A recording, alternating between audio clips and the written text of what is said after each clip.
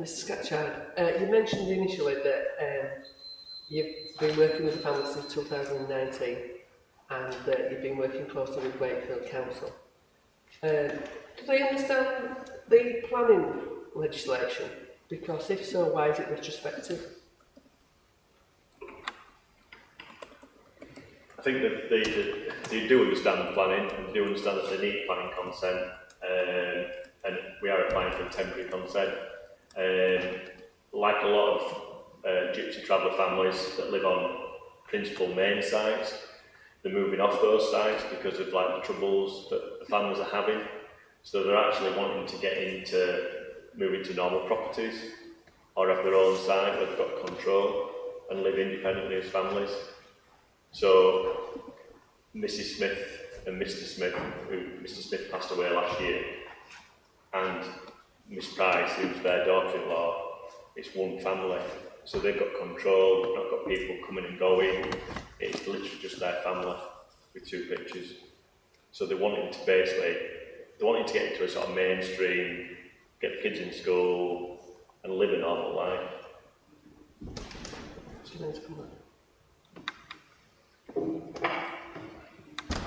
Yeah, I can understand that, yeah. But my question was, why is it retrospective? Because we'd heard initially from Mr. O'Donnell that they were bringing in groundworks, not tarmac, I can't remember. Sorry? Aggregate, yeah, within a few days. So why was planning permission not sought immediately? Why have they started before planning permission was granted? That's what I'd like to know. If they understand planning legislation, why did they start immediately? As with other sites that we've dealt with, the tendency of moving on to a site and then applying retrospective. And the reason they're applying for that is there's no sites around, there's nowhere for them to go. So if they left the site today, they literally would be pulling up on verges, you see them in sort of fields, etc. But that's not answering the question, no. Sorry. So they are applying for retrospective, it's just the way they go about it, that's the way they do it. So it's just like, forget the law, forget legislation, we'll do what we want, and then we'll apply. It's probably a misunderstanding, that's all. But you said that they understood legislation. They understand the legislation that they need planning, which is what we've applied for retrospectively. They understand that they need to follow a process. But when we made aware of it, they were already on the site, so we were applying for that on their behalf. And we've explained to them what they need to do, and that's the reason we put an application to Wakefield District Council. If that makes sense. But surely they will have you said they understood planning legislation. They understand that they need and planning. Know from why they move on there in the first place without planning, I don't know, but it seems to be a cultural thing that they do. So just say, right, forget legislation, we'll crack on with what we want to build, and then we'll apply for planning. Well, again, they're limited to where they can go. There's just no pitches available. But they don't need to build until they get planning. No, but they have a way of life where they have the caravans, the pitches where they sleep, and then the day rooms as ancillary accommodation. So they've got bathrooms, utilities, and then the kitchen sort of feeding places where they live. So the caravan, the permanent pit statics that you've got there in pitch 2, is actually where they sleep. That's all they do is sleep in those. And it's just a way of their lifestyle, that's how they work. And that's the same on any other site that you go to, whether it's Leeds, Bradford, or further afield. Yeah, I understand that, but it's still I totally agree with you. And to understand legislation. Yeah. And they will. I'm sorry, Councillor Stansfield, but please do not speak to committee members like that. That is out of order. And if you do, I will have to ask you to leave. The gentleman who's come with you and he's had his 3-minute speech. You have to let the other gentleman. Members can ask questions like they did for you, but you've had your 3 minutes. So. It was a point of information. I'm sorry, but you can't do that. You've had 3 minutes to do that. It's the gentleman's question time now from members. You cannot discuss to another committee member. I think you've answered the question. Yeah. I understand legislation. Yeah, they understand the legislation. Whether they go about it in the first place correctly is another thing. That's where we're basically called, and we then basically submit the application. And as I say, we work closely with Ian and Sarah in order to get to where we are today. Yeah, but that's after the fact, isn't Yes, it? correct. Yeah. Right, thank you. That's what Paul says. Councillor Tennant. Thank you, Chair. Hello, Mr Scratchard. I apologise if I've missed this. Does Mrs Price and Mrs Smith, do they own the land, or is it somebody else's land? Sorry. Yes, my understanding is that they own the land. That's who we're acting on behalf of, and they're the applicant. So when we checked, they are the owners of the land. So it was Mrs Smith and Mr Smith. Mr Smith passed away with COVID last year, and then the Strawberry and six children. And I think the children range from probably about 3 to I think it's about 12, something like that. Thank you. Councillor Taylor. Thank you, Chair. A couple of points. You said that if they didn't stay on this site, they'd go on pitch on verges. They wouldn't have day rooms on verges, so how do they manage? Well, when they're sort of travelling around, they manage within a touring caravan. But generally, when you've got a site in this situation, they do have day rooms. Now, there's no standard size for a day room, so you get day rooms that basically are just washing and utility facilities. You get others, and I've seen it numerous times, where you've basically got cooking and living facilities within that, but not sleeping facilities. So the family, the 7 people sleeping in the permanent static that's on there, and then one lady who sleeps in pitch 2, and that's how they live as a culture. Yeah. But you're saying they had to build the brick building because they needed it, but they don't need it because they manage it when they're out on the road, they manage without it. They could have waited. Yeah, they could have waited before they built that building at the front, and you know what I mean, as I say, when we got a call from Ian at Wakefield, we went out, we were unaware of it, they built it without any prior knowledge, so we didn't know about it, and then it was added to the application. It is, as I say, a standard thing. Yes, they have built it while the application was in, and as I say, Sarah can confirm that, but it is part of their culture that they do have these day rooms. When they're on a permanent site, when they're travelling, yes, they live within a caravan with its own facilities, which is just a live. So they didn't actually leave until they got back permission. Could I just ask why these 2 families, and one of the families has only got 1 person in it, need 4 touring caravans? That's something I can't really answer. Those 3 touring caravans have been there since we submitted the application in 19. Same caravans. Pitch 2 is what looks like a touring caravan. It's a very old-fashioned type of gypsy caravan. But the 3 caravans, touring caravans, have always been there. So that's why we've submitted them as part of the application. So you're basically saying they're not touring caravans, they're big sheds? No, the touring caravans. Now, if you'd have been on site, council, you'd seen the first one, which is pitch 2, is the old style brick caravan, which is Mrs Smith is in. Yeah. These others are when they're touring on the road. I don't need to be. That's probably because you've not played as a caravanner myself, like Councillor Blizzard, a few more equity. That will not fit 7 people into that caravan. So the children would be in one, and the mother and probably a smallest child would be in the second one. And Mrs Smith would be in one of them. I'm just clarifying a point as a caravan, so you'd not get 6 children and an adult in that size caravan. No.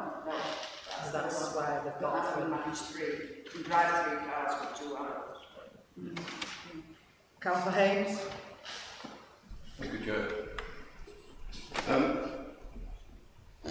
Can I just get this clarified? You're actually confirming that in 2019, what we see today wasn't there?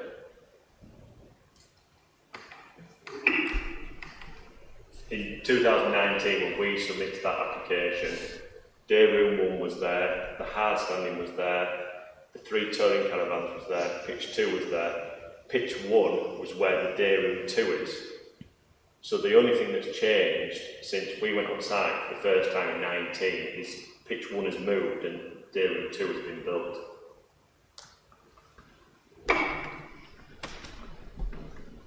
So it's still a retrospective application, so which part hasn't been done?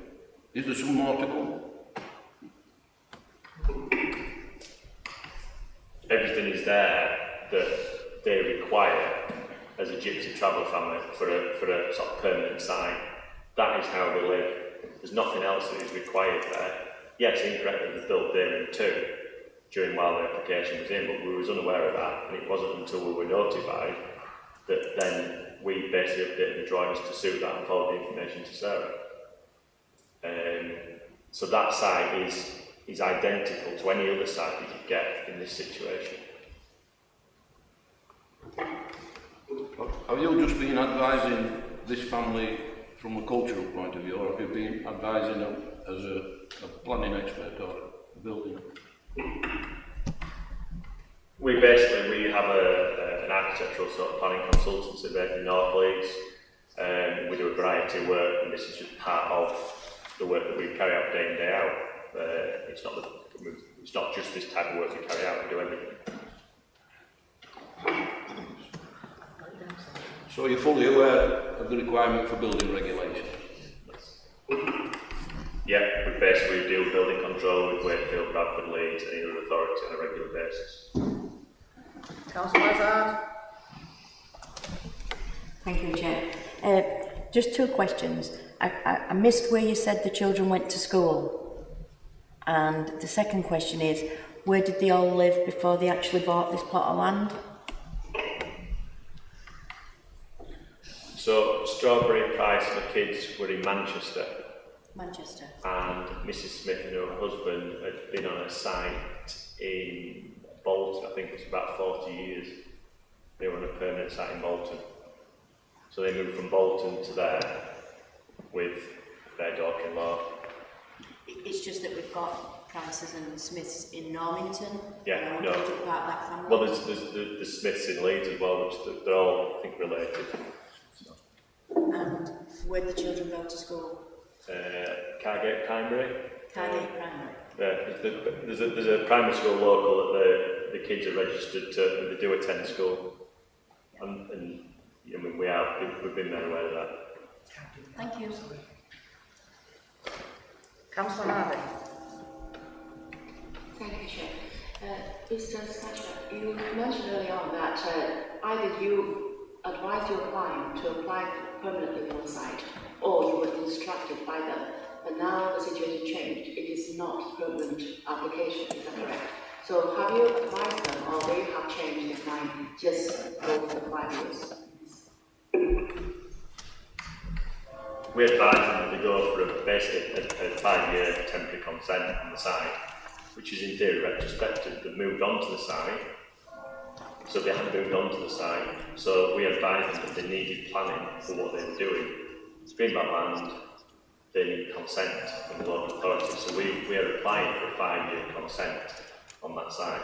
We have registered the site as a permanent site, which is a separate thing. Councillor Jones. Thanks, Chair. I was going to pursue most of mine with officers later, but I feel we would sort of come in at this particular point. You did say, obviously, there's 6 children on the site, and when you were asked about the school they went to, you said they go to a junior school, but obviously the age range of children was 4 to 15. Now, obviously, there's a right about you saying something about they'll be homeschooled. Therefore, are they registered with the authority in terms of being homeschooled? Are they known to the system in order of obviously protecting various interests? That comes from my background as being chair of children's scrutiny, so obviously that is an interest and concern I have. So there does need to be a little bit more clarity on that matter. However, the question comes from earlier comments that you made to colleagues' questions. In terms of the sort of land, they were able to sort of purchase this land as an allotment, and therefore it would have been deemed to have been building land. So therefore I would be right in assuming, therefore, that there would be a significant difference in the price of the purchasing of that land, given the fact that it is designated within Greenbelt and designated as land suitable for growing food, unlike a a piece of land which was identified for building on, which would be priced at a different level. Would that be correct? In which case, is there any sort of different, what would be the differences, shall we say, in terms of market values? Thanks, Chair.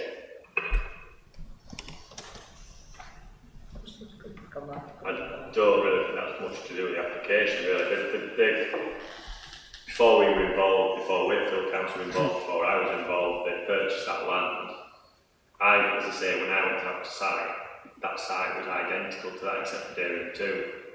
And I met at the time that Ian Garrett out there, and since then, when the application has gone in, Sarah dealt with that. What they've purchased it for, whether they've purchased it as an allotment, even I have no idea. And yes, you're right, there's two different values. Totally agree. Well, in that case, then, my feeling is, in terms of looking at all the evidence, and here this is a kind of a backdoor way of getting land cheaper in order to then put a dwelling on it. That is my concern in this matter, and therefore if there is an additional precedence then being set in other parts of the district because of in terms of our Greenbelt policy. So that is more of a point at this point out rather than an additional question that's coming through to you, which is obviously a bit of I wanted noted. Thank you, Chair. Councillor Taylor.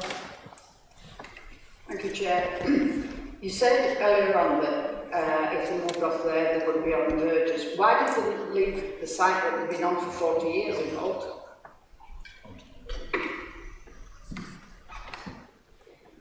Generally fine with the sort of main sites that because there can be conflicts between families because there's vast amount of families on one site, so you can find that there's conflicts like there is in any society. So you find that some families are not wanting that way of life for their children. So this is the reason that they move off. They would never go back to that site, and it's just a way of life. Councillor Lazard. It's just some information that all around the Heath Common, the travellers have bought agricultural land, farming land, and we have got no control over that whatsoever.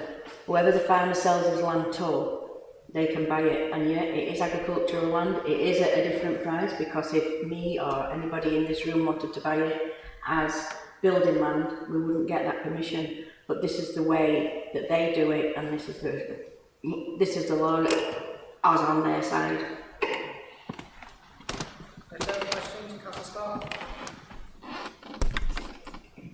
I just want to go back to what I was talking about earlier. So they've purchased this land as an allotment, and then within days they've put aggregate on to be able to build.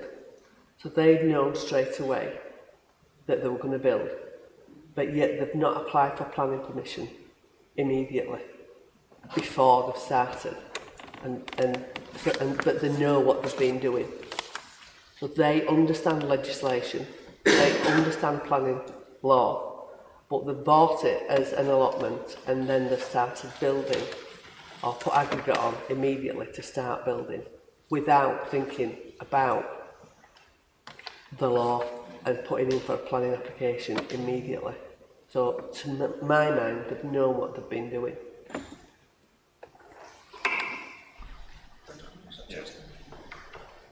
Yeah, I totally agree with you.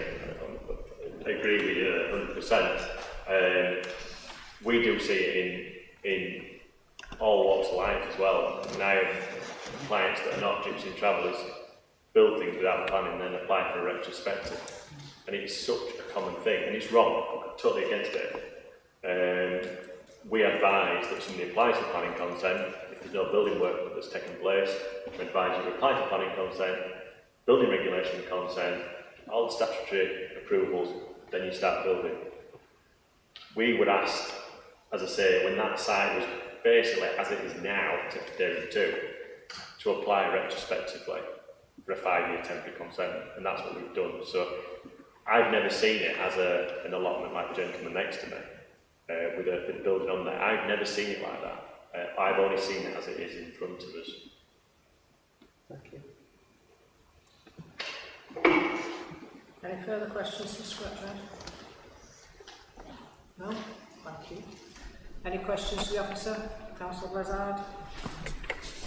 Thank you, Chair. Sarah, just to clarify all this about allotment land and gardening and market gardening or whatever it is, was it an allotment land and should it have been de-designated with the Secretary of State, or is it just a piece of land that a chap used it as a garden? Because there is a big difference. To my knowledge, it was an individual who chose to use it as their own personal allotment. As far as I'm aware, it wasn't a council allotment, anything like that. So you are right, there are separate procedures that you would need to go through if you were trying to take it out of that use. But as far as I'm aware, that did not apply to this site. Right, it's just a piece of land. Thank you. Councillor Haynes? Thank you, Chair. I've got a couple of questions. Since 2019, has planning enforcement been involved on this site at all? In respect of the building continuing until the present time? And secondly, if we were in a mind to approve this development, what possibility is there that these buildings, these permanent buildings, could be made to comply with building regulations? Because it was very obvious to me on my side visit that I picked out several building regulations that had not been followed and some were dangerous. And thirdly, I would like to have seen within the conditions attached that permissive development be removed from this site, not to allow any extensions to these permanent buildings going forward, because with it being in Greenbelt, they're entitled to 50% extra, and it would be quite simple to turn those present buildings into bungalows if they decided to depart in 5 years' time, and then that would have been building by the back door. That's up to committee to add conditions if it comes to that point, Councillor Haynes, but please come back on that, Sarah.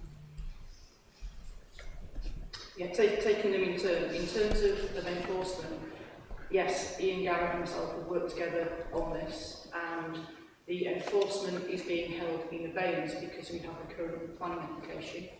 It wouldn't prevent them from taking action if it was considered necessary, but we've been in close contact all the way through on the days to undertake and joint site visits. So enforcement are aware that it's before committee today, and no doubt I will be having a conversation with enforcement after the close of this meeting and deciding where we go from here on that one. In terms of the building rates matter,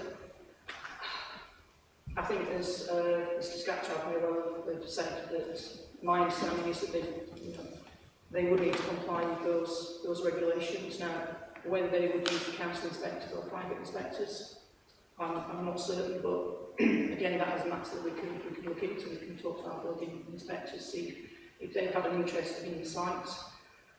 As for extensions to those buildings, if that would be committee's wish, if the committee would wish to go with the recommendation, then certainly you could ask us to look to put a condition on which would prevent future extensions on those buildings. Is that last one a possibility it can be added to the condition?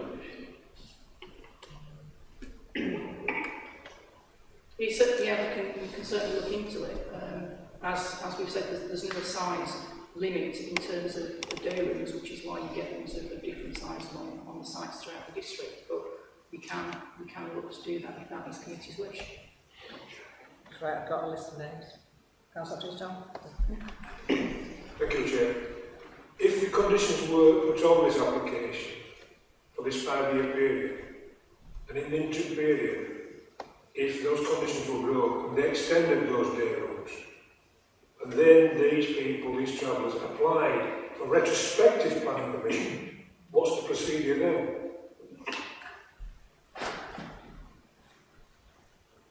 We would consider the application on its merits at that point in time, and we would assess the impact on the openness of the Greenbelt, we would do the same test as we have done with the proposal that you've got before you. And the report sets out that the buildings that are on site, an assessment has been made in terms of impact on openness, encroachment, and impact on the visual amenities of the area and how they fit with the character and appearance of the area. The conclusion that's been come to in terms of the structures that are on site as they exist today is that they are considered to respect the scale of what surrounds them. Obviously, we would have to do that reassessment if they did do additional works. Councillor Jones? Thanks, Chair. I want to look at the information on agenda page 14 under spatial policy. It reads, part of the scheme appear to represent inappropriate development in the green belt. However, the scheme will go some way to meeting the current unmet need within the district, etc., etc. So therefore, is part of the problem that we're faced with this morning to do with the fact that we are still in need of having to clarify a designated traveller site, in which case, if we got a designated traveller site, would applications like this actually still be able to be made?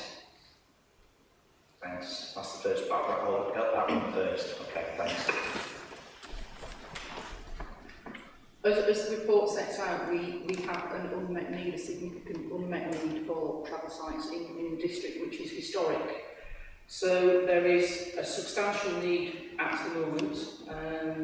I think that for the 5 years it's, I think you said, 64 pictures, as that was revised upwards by the inspector when he looked at the Castlegate inquiry last year. There is then the need going forward as well, and obviously there's work going on with the emerging plan in terms of trying to allocate sites in that. We had the hearing sessions for that just before Christmas. We're waiting for the inspector to come back to us. They did do a session on gypsy and traveller accommodation, and colleagues in spatial policy were interrogated on the statistics they had for that, and the inspector will view the position going forward. But the application has to be assessed against the current adopted plan, and the position that we find ourselves in is that we have a significant supply of sites. If we could find land for a single site to meet those needs, that would be something to weigh in the balance moving forward. But at this moment in time, we don't have sites for the next 5 years. That is a consideration when the inspector considered the Castlegate inquiry. That's the most recent decision we've had from the planning inspector that looks at this. They attached significant weight to that when they did the balance of all the considerations. And so that site ended up with a temporary consent for a 5-year period because of the attached significant weight to the undersupplied sites, which is a historic problem that the council had. So we're trying to address it, but at the moment we haven't. We need to assess it as the situation is today.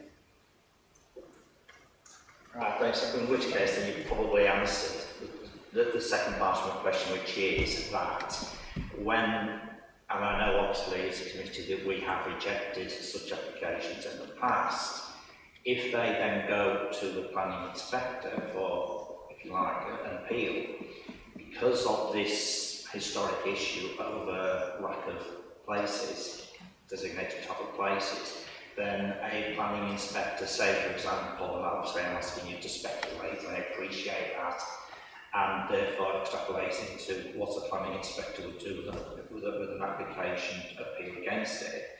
Because of that, if this was made to be refused today, the applicant then appealed against it, the planning inspector would then look at our historic problem in this district of lack of places, and therefore say, for example, could give a 5-year leeway with this application. Am I right in understanding that? Thanks. Spot on. Just in regards to your proposal for condition 3, it states that only the occupants and their dependents would reside there. Can you put your microphone on? Sorry, totally forgot. Just in regards to condition 3, I'm quite conscious of ensuring that this doesn't become a commercial site for caravans to park or reside. In condition 3 it states you recommend that only the occupation, the residents and their direct dependents are to reside there. If that condition was breached, would there be enforcement action, and what remedies would you have available to you? Would you be able to pull the planning application and take away the right to reside there?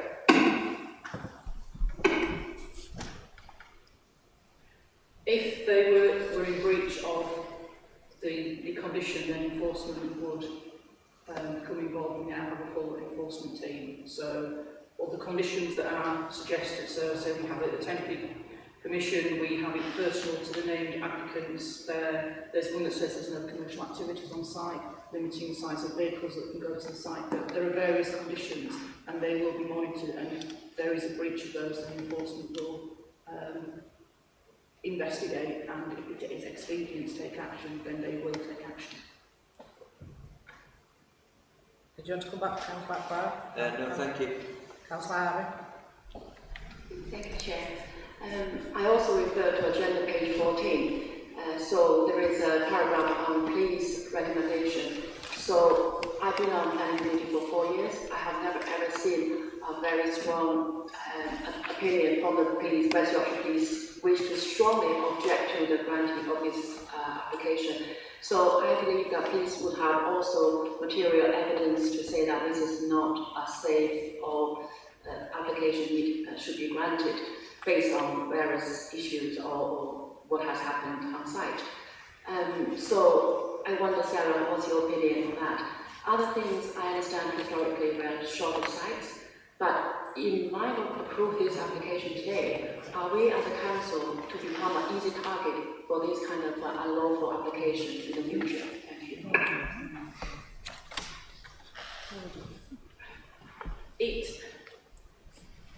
I would say it's not common for the police to raise those kinds of concerns, certainly in applications that I've dealt with. But I think what I've set out in the report is some of the matters that have been raised and matters that the police should deal with under their own policies, procedures, legislation. Planning shouldn't try to legislate the things that are dealt with under other regulations. So, for instance, certain things will be dealt with under building control. We don't seek to control those aspects. Certain things, certain environmental health legislation deals with other things. So, whilst it is a material consideration, I think the antisocial behaviour needs to be weighed in the balance. But it needs to be demonstrated by unequivocal evidence in order to attribute any significant weight to it. I've tried to balance in the report all of the factors that we've got. This is a site for 2 pictures. It's an extended family. It's one lady with 6 young children and her mother-in-law. In terms of how this sits, in terms of size against a settled community, it's a small site. We're suggesting conditions on there to control the use of the site, to limit the number of people on there, to prevent any commercial activity on there. So weighing all those things together, whilst mindful that yes, the police have stated that they have concerns with it, I still come down on the side of I do not think that it will have a significant detrimental impact on the quality of life of people in that area. And so for that reason, that's why you have a favourable recommendation in front of you.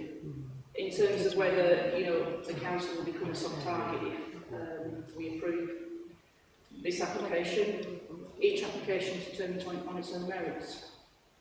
There are other applications that we have in the system for gypsy and travel sites throughout the district, which will all be assessed on their own merits.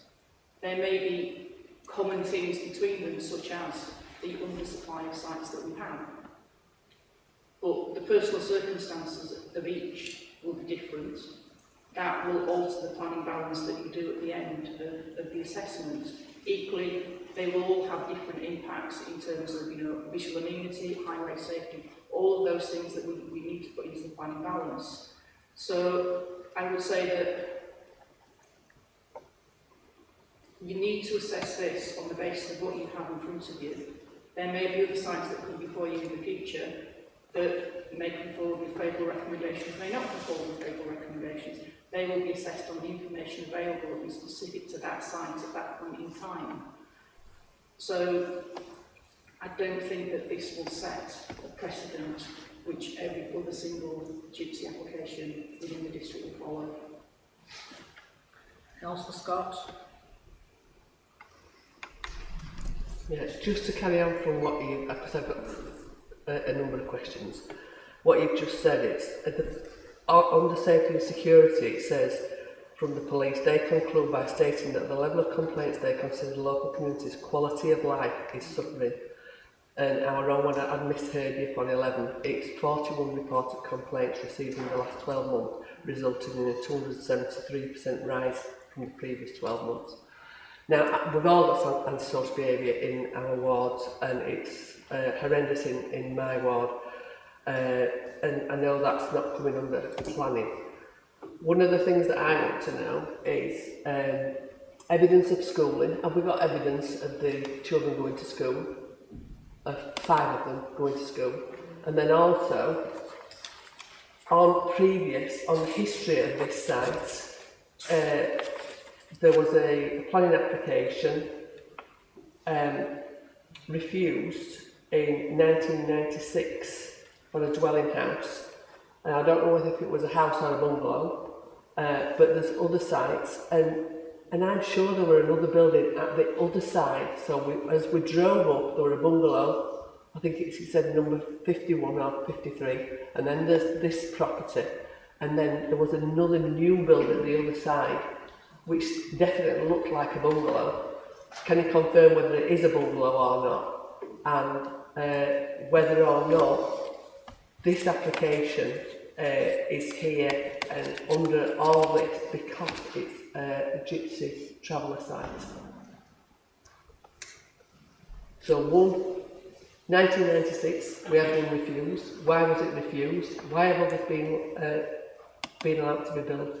And is all this controversy because it's a gypsy traveller site? Sorry, I can't see. We've got sun in his eyes. In terms of the evidence of the children going to school, in the supporting information that was given to me, which is classed as sensitive information on the system, I was told the schools that those children were in. I haven't checked with the schools that they attend those schools, but I was given the names of the schools that they attend. With regard to the planning history of this site, from recollection, I think the application that you referred to was... On page 10. I think it was a bungalow, and I think the reasons that it was refused was because of the Greenbelt location. Obviously, different forms of development undergo different tests within the Greenbelt. The report that I've given you sets out in detail all of the additional policies and various documents that you need to consider when the application relates to gypsy and travellers. So they need to be weighed in the balance along with the Greenbelt policies that will be applied to just an application for a single dwelling. In terms of the other building that you're talking about, I think you're possibly making reference to a building associated with Untitled Terrace. Can I just check? Is it that structure there that you're talking about? Yeah. On your side? There were one structure where it was a very nice building. A lady came out, locked a gate, and went back in. And then we couldn't see. We were stood in the side, and there was a pitched roof at the other side. See the other side. So that's number 53. So that's dwelling. That's day room 2. So, Yeah, so what's the other roof? It's that one. Yeah. Is it that ridge line there that you're talking about? Yeah. That application, well, that forms part of a current application for Untitled Terrace, which is listed in the planning history. Yeah. That is pending consideration. That is a matter that is being considered by planning and enforcement and legal. Now, because that is a current application, I don't want to say anything on that because I don't want to be seen to be prejudicing what we might do in respect of that. But if that's the building that you're talking about there, which I think it is, that is subject of the application that's listed in there, 19028428. Right, thank you. I know I've seen another building. Yeah, we did. Because we mentioned it. I won't go in cracking. Councillor Lazard? Thank you, Chair.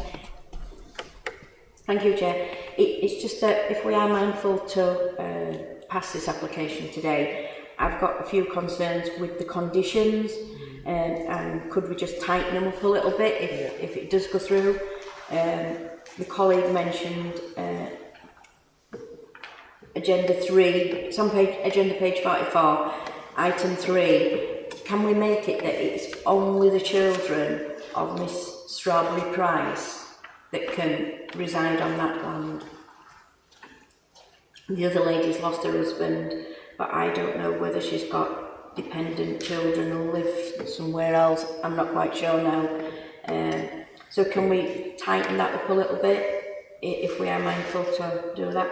And number 6, there shall be no more than 2 pictures on the site, and on each of the 2 pictures hereby approve no more, should it say than 1 caravan?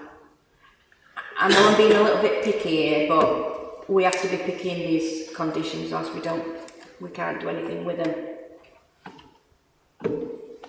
Yeah, and number 7, no commercial activity shall take place on the site, including the storage of materials. I have a traveller site in Normanton, and I can appreciate what these people have been saying about burning off and things like that, because he does. And we get the police out and the fire brigade out, and he has big lorries there what fetches all the gear in, and it's, to me, that's a business. Now, can we tighten that up so there's no burning off on that site whatsoever? There's no lorries that can be parked outside of the gate as well as inside, because you've got a condition about them being inside, but there's nothing saying that they couldn't park on that lane anywhere on that lane. There's no traffic orders on that lane, I don't think. So these are all what we've experienced as a committee that's gone wrong before. So can we just tighten up on them, please, Sarah? Number 14, it says no vehicles exceeding 3.5 tonnes in weight shall be stationed, parked or stored at the site. But they could store it further down the lane, because I've been told it's a dead end, isn't it, on that lane or something.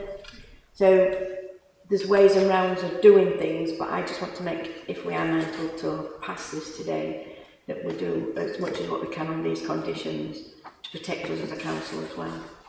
Thank you. Oh, sorry.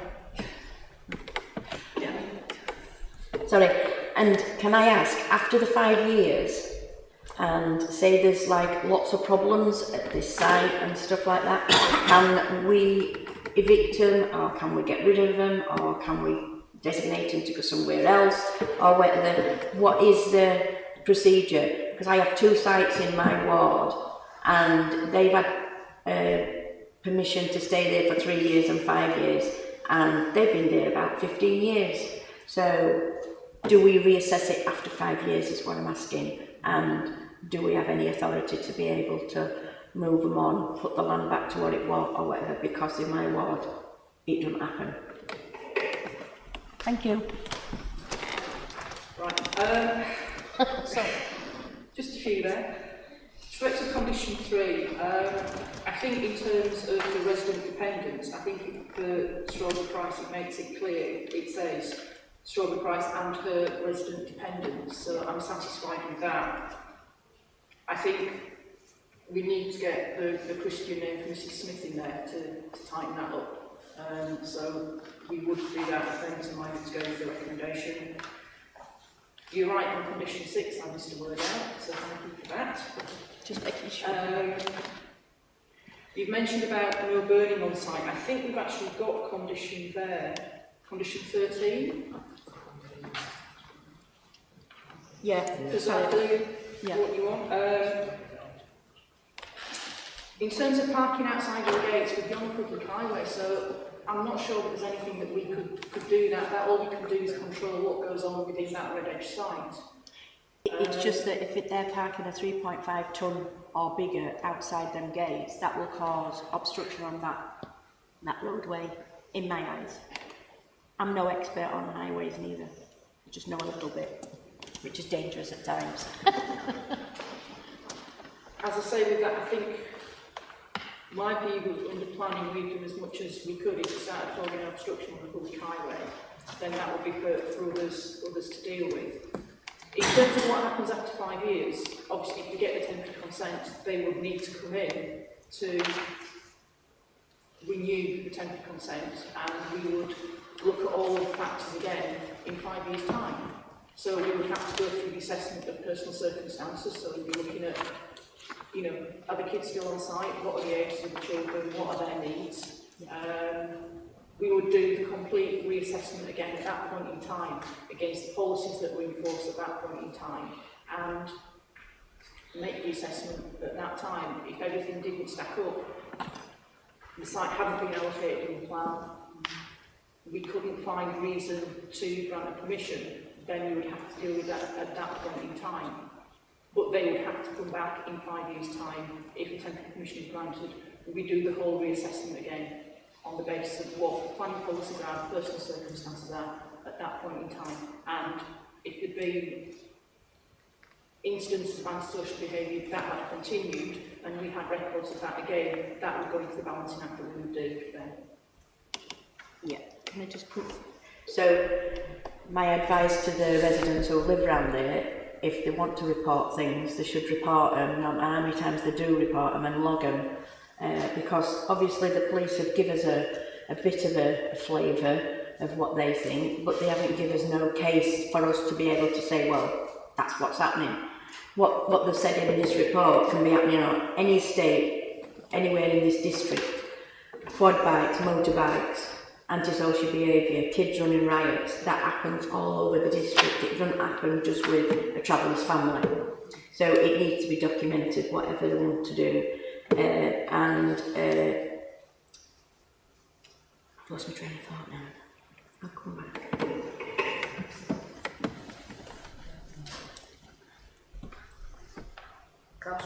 Councillor Jones first. Thanks, Jeff. I have to say, Sarah, this is a very, very comprehensive report, and given going to looking at agenda page 39, there must have been, I know colleagues can sort of say what we've seen before. I think in terms of the comments you've made here today about the needs of the children, and given the fact there are 1, 2, 3, 4 members of children's scrutiny, plus Deputy Cabinet Member responsible for the Children's Service, I think I welcome the concern that you've put into this report in terms of the needs of the children in this. And therefore, I think it would be useful that I suppose, I think there's a little bit of precedence, because the word precedence has been thrown about quite a lot today with this regards to this application, and maybe a little bit more detail then going into where are the children going to school and what the security, because obviously I would want to be making those sort of questions a little bit later today to ensure that everything is being covered, because of any sort of decisions that's made, the welfare of the children is utmost in this, and I think there's clear references have been made in the report to this. So I think it would be useful I think, because obviously maybe there's even an element of learning in this one, because going back to what I said before, that until we get a clearly designated piece of land that addresses the traveller needs in our district, and these problems are going to continue to arise, I fear. So therefore, I think we do need to give some more material consideration to the needs of the children, because obviously you've referred to both the European Convention for Human Rights, and you've looked at case law, which is addressed by us. So I think that's something which again needs to be held as part of the decision-making process this morning. Having said all that, I think we do need to be assured as a committee, or me personally as a member of this committee, that in terms of precedence, these do not become the way of things in the future, whereby a piece of land which is in Greenbelt, which has been used as an allotment or whatever else, or whatever it is, then doesn't suddenly then get turned into another plot of land, which then gets, because it does impact on communities. And I think we've all witnessed this as sort of board members. We do get these complaints all the time, and I recognise everything that's been said in here and with regards to those complaints. So I think precedence is important in this, and I think we do need to have that. We need to be assured that precedence is not being set on this one, if we are minded to make this decision today. But I think this very detailed report, in fact, has possibly set a standard for future ones on this, I think, in terms of the broad range of issues that you have to cover in this. So, I appreciate, the detail that we've gone into in writing this report, and equally the sort of comments that have been made by the different groups, for and against this application. But I think it does still come back to the issue of precedence. It does come back to when are we going to sort out a site for travellers' needs, because we cannot keep on having these applications coming to the committee because of what it all involves. And I think you're also very clear in terms of needs of the children, in terms of ensuring they do get a continuous education, that their needs are protected, that their welfare is protected, and they are given a life chance, because that's part of our plan for this district. So I think there's a whole range of different things that are encompassed in this application. So I think that's clearly issues that need to be addressed and obviously answered in different ways. Thank you, sir. Councillor Scott. I think it's all right, my question's been answered. Councillor Epton. Thank you, Chair. With regards to the road in front of Lord's Lane, would I be right in thinking that it's an unadopted road, and therefore, if large lorries of 3.5 ton or less were parked on that road, would the police have the authority to move them if they were causing an obstruction to other residents accessing their properties? It's a concern I have with that, because the residents of Lawn Lane, other than the ones on this side, should have access to their properties in their deeds. Now, how are they fixed if this unadopted road, if it is an unadopted road, gets blocked in any way, shape or form? Do they ring the police for obstruction, or is it a case of a private summons? I'll just fetch our highways officer in. Yeah, so it's not adopted, but it is a public highway. It's a byway open to all traffic. So I think that there's not a condition restricting access, but I think there is an informative that's been added which confirms that there should be no obstruction to the public highway. So I think it would be a matter for the police to enforce the access to the byway to ensure that was left open if there was any access from larger vehicles. Okay. Everybody's got the eyes covered up, is that a question? That's a question or just Councillor Harvey, then I'll just take the Councillor. Thank you, Chair. So what we're looking at, the case is a classic violation of Green Belt Bill. But however, we are looking at a very special circumstances. The person on site was the council is lacking of somewhere else to put them. So it's almost like a non-life garden. And the second one, we're not looking at the personal circumstances, which is what we need to look at very carefully, because we do want to look after the traveller's family, and especially with the children involved. But in this case, if the children not registered in the local school, and we have not been able to verify that as a very, very vital piece of the jigsaw, I feel reluctant to approve, because we need to know for certain what contact, what actually the connection they have in the local community. Thank you. Chair, can I just come in there, because I do a lot with the travellers side. Samantha, they have a lot of homeschooling as well, so they don't need to be registered at a school, to be quite frank with you. because they're under a pyramid where they can be homeschooled. I understand. Yeah. Councillor Jules has already covered that point. Have we got any evidence to say that a homeschooling has been arranged through the council? So council should have a record of such to review every year, because otherwise we will not satisfy that the children will be educated properly. I just say, as far as we're aware, the information that we have is that they are registered with the schools. It's also about creating a stable environment for the children, so they're not being sort of moved about, just trying to decide on the side of the highway. I think Mr. Scratcher said the reason that they moved was that they wanted to bring the children out of an environment that they were in, to give them a stable home to try and sort of meet their needs as they were growing up. So I say education is part of it. It's also part of an overall stable environment to ensure that those children do thrive and grow in their formative years. I'm just going to take one more question, because now we have been on this quiet position and we just seem to be asking the same questions and comments that we've asked for officers. So, Councillor Hayes. Thank you, Chair. Very quick one. If the children are taking advantage of our amenities, and I hope they are, did you manage to find that rateable information I asked about?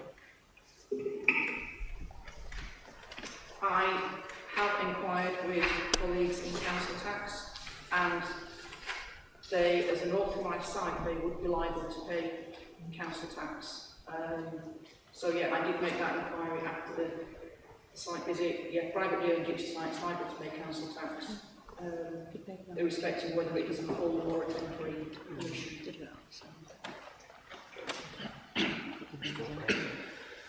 And then that was those. The officer's recommendation is for a 5 years temporary permission. Do I have that moved? I'll move it, Chair. Thank you. Seconded. I'll second. In favour?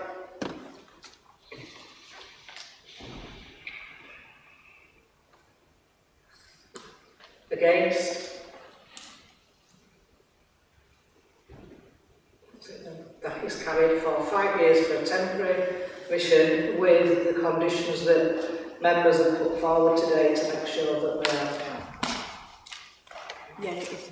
Councillor Jones?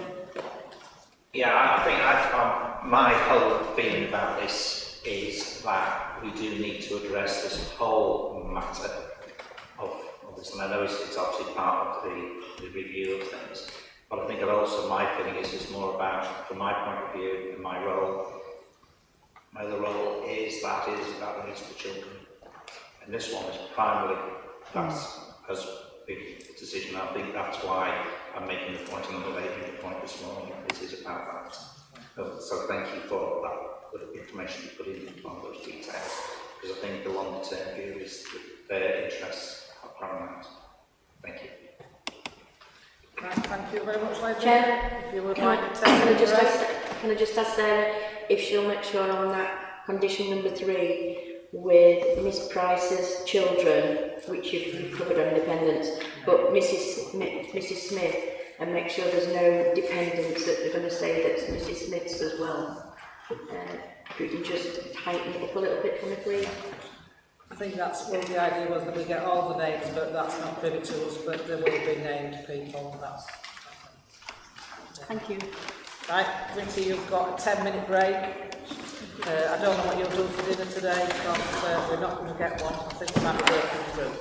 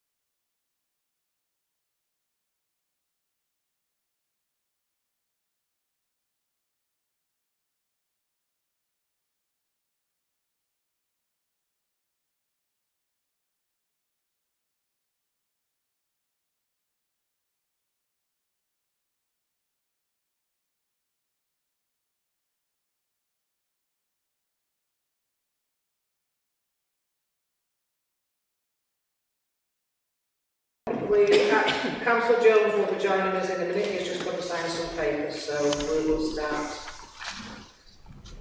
Our next item on the agenda is an application for one dwelling at the Oak Building, and Sarah will do Oh, sorry, Sam, yes, go on. Sorry, Chair. I have a small interest to declare. I just recognise the applicant, Mr. Ridgeway, sorry. I went to a business trip with him a few years back with the council, but I remain unbiased and open-minded, and there's no determination at this point. Thank you. Thanks, Sam. Thank you, Chair. So, agenda item 2, application 20.00489112. A detailed application for wood dwelling to replace an implemented Commission 12.00753 at Pavilion of Cookie Ground, Sherwood Lane, Sandal. So again, like the previous presentation, I'll take you through some slides and some photos explaining what we have, and then a brief presentation that draws on the detailed report that you've got in front of you. So just on this slide that's in front of you, so we show the Red Edge site here in relation to its surroundings. Access comes down a track leading from Sherwood Lane, which is the highway that runs down there. We have a dwelling on the corner there. There's the third dwelling there and a group of dwellings down here. The site is within Greenbelt, and all the trees around here are protected. So photograph 1 shows the view looking back up towards Sherwood Lane. Sherwood Lane's here. This is the track that you come down, the large house on the corner there. As you're coming down this lane, the cricket pitch and pavilion is on that side of you. So as you walk further down, cricket pitch is here. Just there you can see the pavilion building nestled within the trees. You get further down the lane, the access to the site is taken up there, but as you can see there's a dwelling there. This track then leads down to dwellings to the rear. This is where the access comes through, the protected woodland. There have been trees fallen down there, so that was blocking the route slightly when around the site and trees now. The route of the access track comes alongside the woodland here. This is a previously agreed route to an access track. And then you see the photographs of the pavilion building.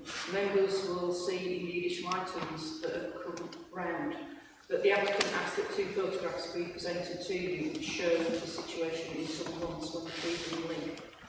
Photographs that I'm providing for you were taken about a month ago, so as you've got the most up-to-date position of what it's like on site today.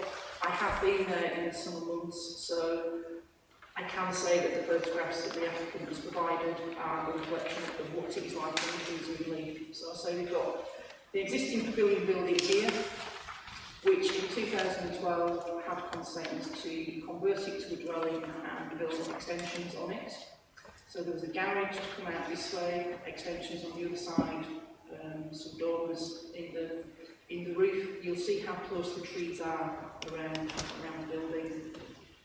On the other side, this is where there was the single-storey extension that can still be built because it's an extant permission. You can see the proximity to the trees. When you stand at the back of the building, looking out towards the former cricket pitch and Sherwood Lane, which is along there, this is the view that you get. Again, proximity of the trees. This is where there's approval for the garage to be built. Strip foundations were previously dug to the approved garage, and you can just see some evidence of them there. So it is an extant permission. This just shows the former cricket field, so you can see how the pavilion sits nestled within those trees in very close proximity to it. And then this is the view when you look from the site back towards Sherwood Lane. We have a high stone wall and trees there, obviously not in leaf at the moment, so you see the added works in terms of assessing visual impact.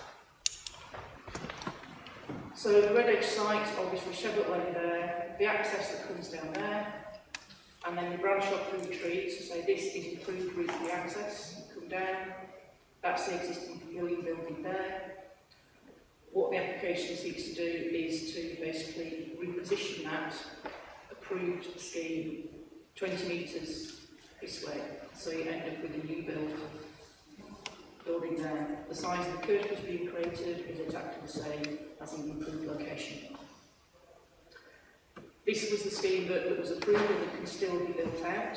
So as you can see, we have the garage there, it's had the strip foundations dug. These were the details that were provided back in 2012, so you can see how close that is to the tree there. Again, trees there, very close alignment, extension on there, and the curtilage was to be bounded by a beech hedge. This is what's proposed. So that's where your existing building is with a state tree survey that shows all the trees that are there. And that's where it's proposed to be relocated to. Spun round on its axis slightly, but the garage there, conservatory there. This is the scheme that was approved and that can be implemented. So the pavilion building is the central bit there. And then obviously you have the dormer extensions on, and we have the garage, and we have the extensions on that side. And the result is a 4-bedroom dwelling. So there are the slides, probably easy to just leave that one.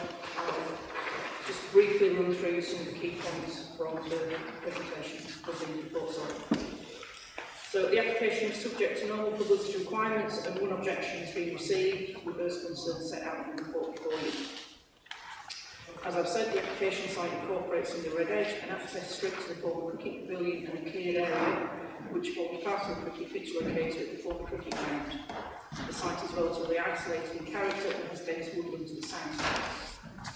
The applicant seeks full permission for the erection of a dwelling on part of the former cricket pitch as a substitute for a part implemented planning permission for the conversion of the former pavilion to a single dwelling that was started in 2012, but after being commenced by delaying the strip foundations to improve garage has progressed no further. Essentially, the proposal seeks to replace that approval with a dwelling that is resited from where the pavilion is planted against the protected woodland.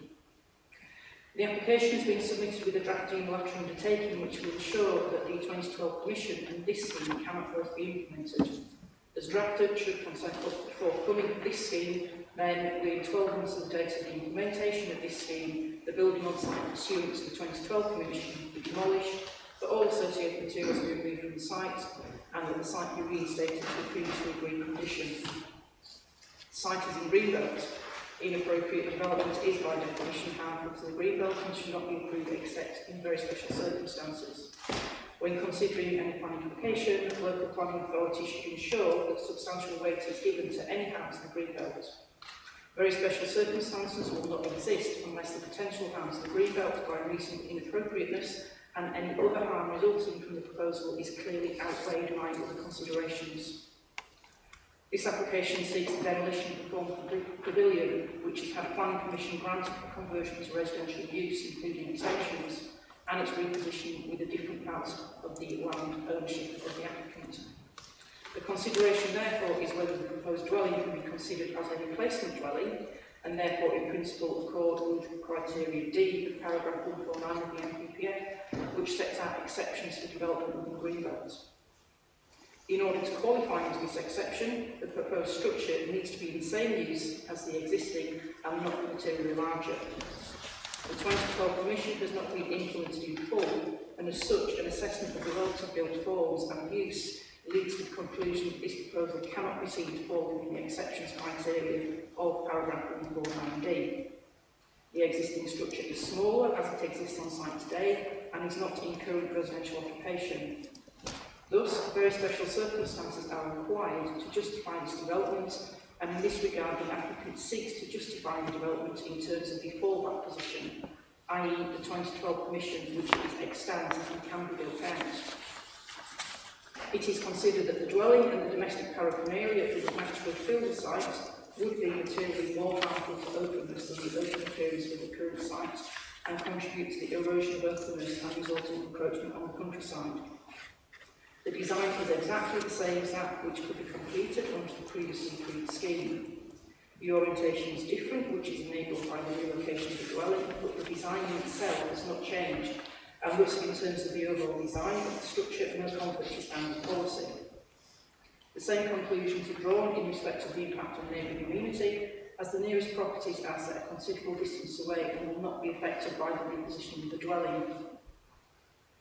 In terms of the nature of use and scale and design of the proposal, it is not considered that it would be incompatible with its surroundings, nor significantly adversely affects the open countryside landscape character and visual amenities of the area. The trees are protected, and part of the reason that the applicant wishes to relocate the footprint of the proposed dwelling is because trees adjacent to the site are mature, and it is clear that the dwelling would have a significant shading and loss of light in some months. Identifying these issues now are a clear sign that if the pavilion were to be converted and the extensions built in an improved manner, those trees which border the site would cause adverse impacts on the amenities of residents, and there will be pressure to remove additional trees in order to ensure that occupants are afforded sufficient light. To implement the 2012 consent, 5 trees will be removed, and there was no condition imposed regarding compensatory tree planting. The relocation of the dwelling away from the trees will ensure the integrity of the woodland, and the removal of the current building and reinstatement of the land to an agreed condition will allow for enhancements in that part of the site to support the woodland. So there are 2 competing considerations. On the one hand, the aim of preserving the greenbelt for its own sake, and for the other, the existence of an extant permission which, if implemented, will already change the nature of the area by introducing domestication into an area devoid of it, resulting in impacts on protected trees. Substantial weight is given to the extant permission which can lawfully be completed, and to the identified loss of trees to facilitate that development. Substantial weight is attached to the harm to the greenbelt. Having carried out the assessment as set out in detail in the report which you have, it is concluded that the arguments are finely balanced, but that very special circumstances do exist to clearly outweigh the harm to grant planning permission in this instance. Should members be minded to approve the application, it is requested that the legal agreement to ensure the pavilion and any works will be taken under the 2012 permission are demolished and removed from site in 12 months of implementation of this permission, and subsequent determination of the application be delegated to the Service Director for Planning, Transportation and Strategic Highways. Thank you, Chair. We have 1 speaker registered, and that's Mr Ridgway. You've got 3 minutes, Mr Ridgway, and I'll remind you when you get to 30 seconds to wind up. Thank you very much. Chair, I'm on now, thank you. Thank you very much, Chair, and members of the Planning Committee for this opportunity to say a few words. I'd just like to say that the senior planning officer's resume there was very accurate, and I've little more to add. Over and above the fact that the proposal under discussion is from a family's own occupation, it's not a speculative development.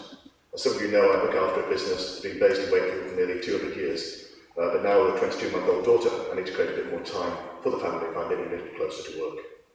The committee will be aware that we previously obtained planning permission a decade ago for the redevelopment of a 2-storey pavilion into a house. We commenced the works, but owing to family circumstances, we did not proceed to completion. At the time of obtaining planning permission for the conversion, we were aware of the trees, protected trees around the site, but the advice we received was that the trees would not be an issue. However, as the years have passed, the trees have grown significantly, and prior to restarting work on the conversion, we became concerned about conflict between the trees and the need for the house to work as a sustainable building, and not be dark and overshadowed or requiring an application for tree removal. To be clear, when the trees are in full leaf, and I believe members have had sight of relevant photographs, the building no longer receives any direct sunlight, the only open access being to the north. All the major benefits of natural daylight, such as well-being, reduced requirement for artificial light, and improved energy performance, are heavily compromised, if not lost. As a result of the above, we took advice from our horticultural consultant who comprehensively surveyed twice as many trees as that was required for the original plan permission. The consultant concluded that it would not be advisable under the circumstances to seek the relocation of the property, so it would be advisable under the circumstances to seek the relocation of the property outside the tree area to prevent further conflict with established woodland and associated flora and fauna, and ensure the retention of the trees in both the short and the long term. Members will have seen from the site visit that a recently fallen tree just missed the pavilion.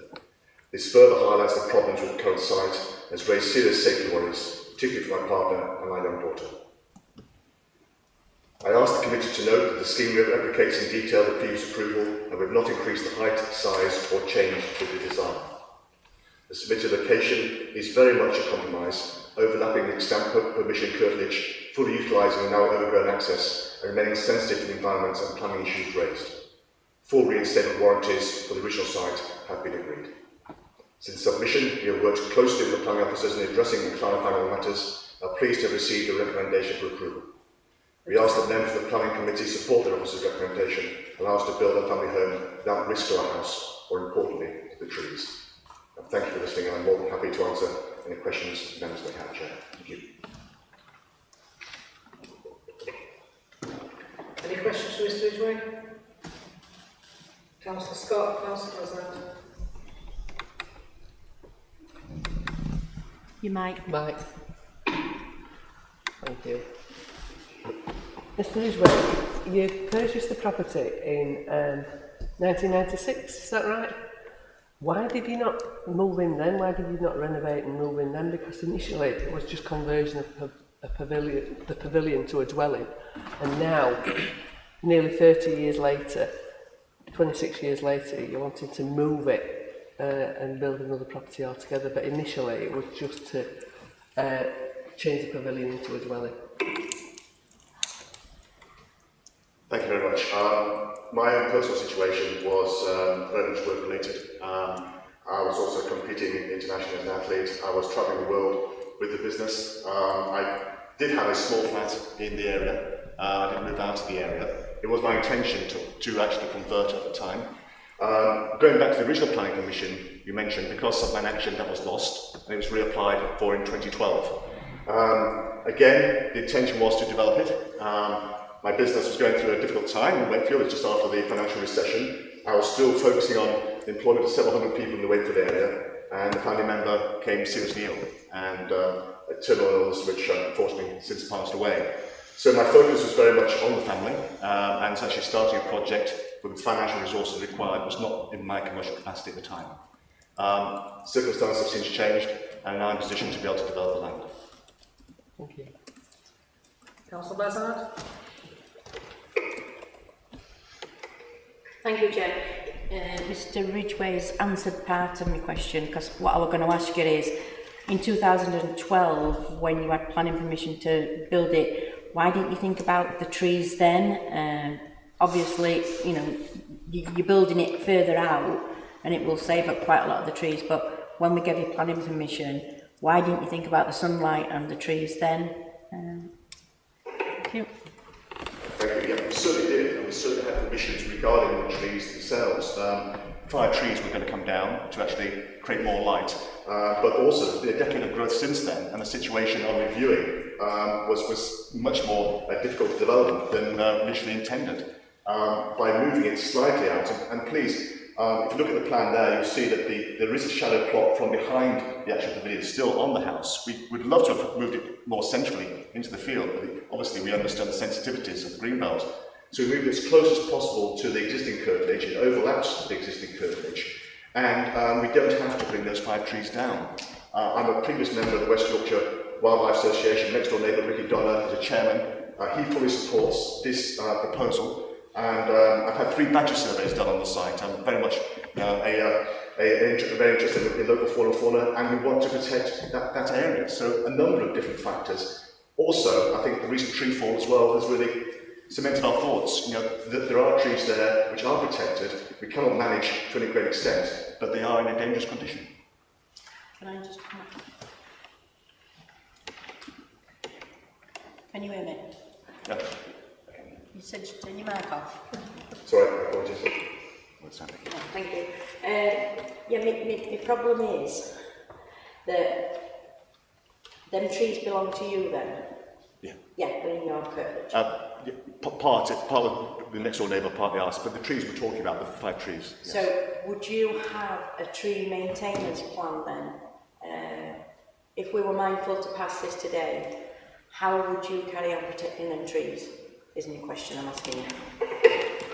That's a very good question, thank you. And there will be no need to. And as far as that's concerned, we do not believe there'll be any friction in the future, present or the future. That's the whole point of the application.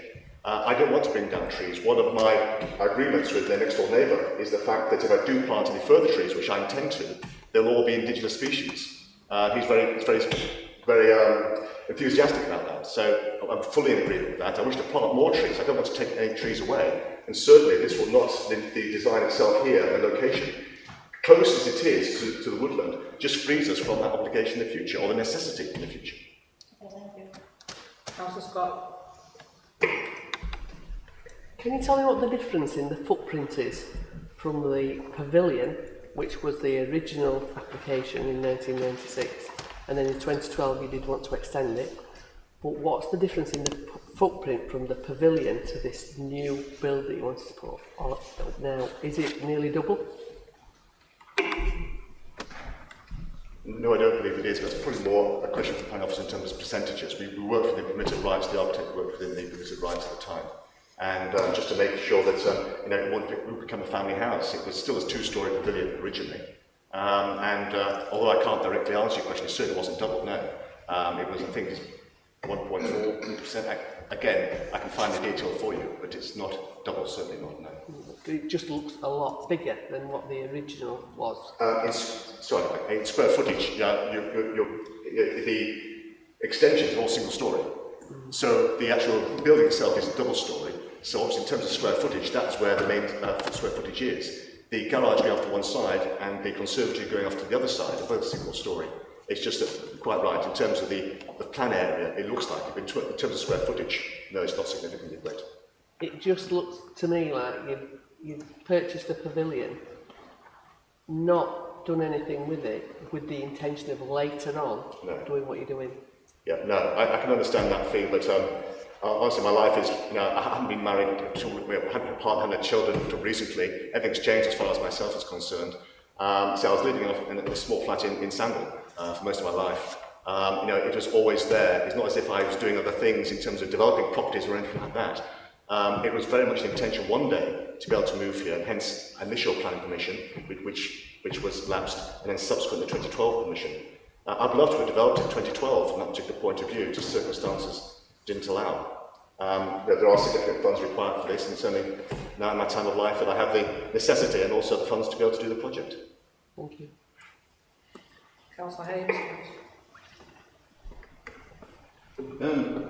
The original application probably succeeded because you were reusing an existing building. The removal of that building is not dependent on this new plan that you're submitting. I mean, this is a site to die for, but the justification that any building were there was because of this pavilion, and you can carry on that site because you've safeguarded it. But this site should have been a separate application because it intrudes more into the greenbelt. That's a problem I've got looking at this. There's a couple of points there. I think the question is as to why I've applied for this new curtilage. But there's a couple of points I'd like to make. First of all, Chevron Hall, original hall, had several buildings. This is the last building which hadn't been converted. The stable block, Georgian stable block, was converted. A lodge, which was mentioned, a large building when you came in on the site, that was just a small lodge. That was completely knocked down and the curtilage moved and that house was put there. That precedent has been set, but this is not setting a precedent for any other buildings on the site, because this is the last building. In terms of the second question has been the actual openness, presumably. But in terms of the openness, and I think as the planning officer mentioned, that is an issue which we've actually limited to the extent that it still has a shadow plot from the trees, but there's no conflict. We won't have to knock down 4 to 5 trees in order to do what we wish to do. We'll be able to create a certain modicum of light, but we'll have to destroy 5 protected trees in order to get there, which we had permission to do at the time. So this, from an environmental perspective, the road is already there, it is very close to the existing tree line. It's moving us away from conflict with the trees, and that's not just the actual tree shadowing, it's also the root systems, it's also, you saw that the trees are falling around the site. So the question is it safe there for my family to actually be on that site and to build where I'm building, because we cannot doing significant as far as the trees which are not allowed to be brought down unless we do some more applications to bring more trees down. But it is now a questionable safe site. So what we're doing by moving it slightly out there is actually removing the threat from the trees both now and in the future, and also keeping the actual property very close to the tree line. There's no visual amenity which is being destroyed by this. There's no problems with the neighbours. The neighbours are very supportive from this particular point of view. And it is the only building which hasn't had this particular conversion done. So, say one building was completely knocked down and a new building put in, the lodge you saw when you entered the property. So the precedent's been set on this side, but yet there's no issues regarding future precedents. We're actually trying to provide a building which is sustainable, which has radiant lights, so hopefully the heating system will be more efficient. We'll put ground pumps down from that particular point of view, but also one which will encourage well-being, because at the moment in time, due to the issues behind protected trees, the amount of light, radiant light into the actual building itself will be negligible. And also, as I say, the trees will provide a threat to the building as well as the building a threat to the trees. I know that you're looking at it from a personal point of view. I'm looking at it purely from a planning point of view. Sure. And what I'm actually saying to you is that the removal of that building will not come about by the building of your new building, and that old building could remain there. We don't know. Once we make a decision, we don't know what's going to happen.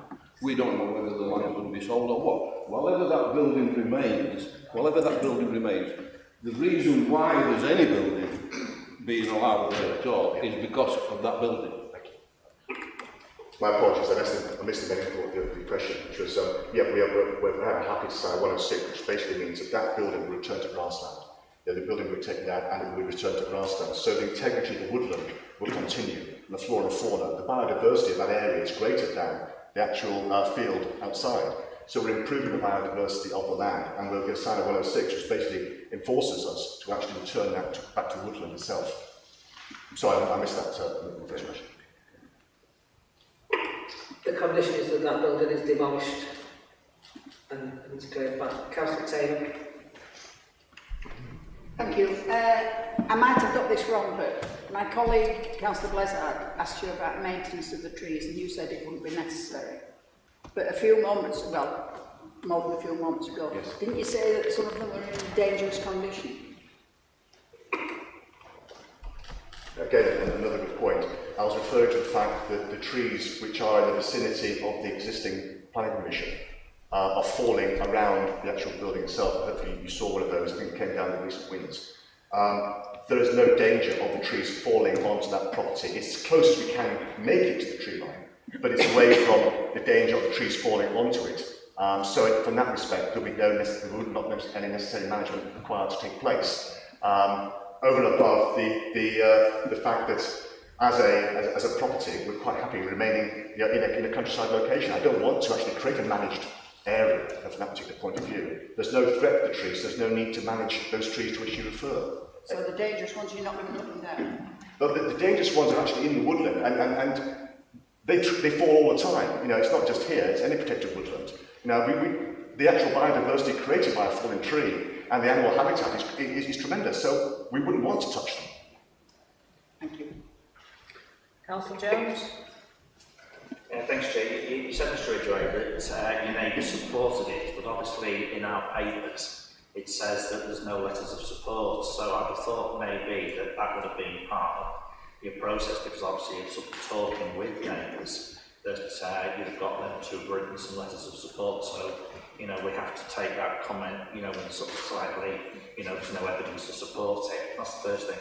Secondly, you said that obviously you are improving the biodiversity, but it says on agenda page 50 that there's going to be a net loss of 28% of biodiversity, and then of course it leads on then to various other questions about ensuring that does come back again.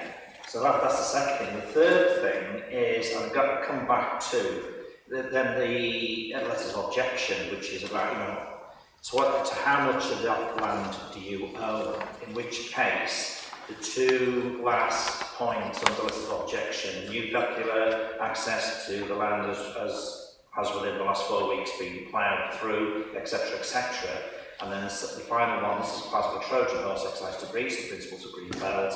The ultimate objective, which is to construct an executive-style housing estate on the site. Now, that's obviously not necessarily comes within the sort of control of this one, but these are comments that have been made. So there's still there's a few issues that need to be addressed there.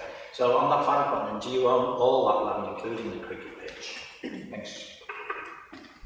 Thank you again for all astute observations.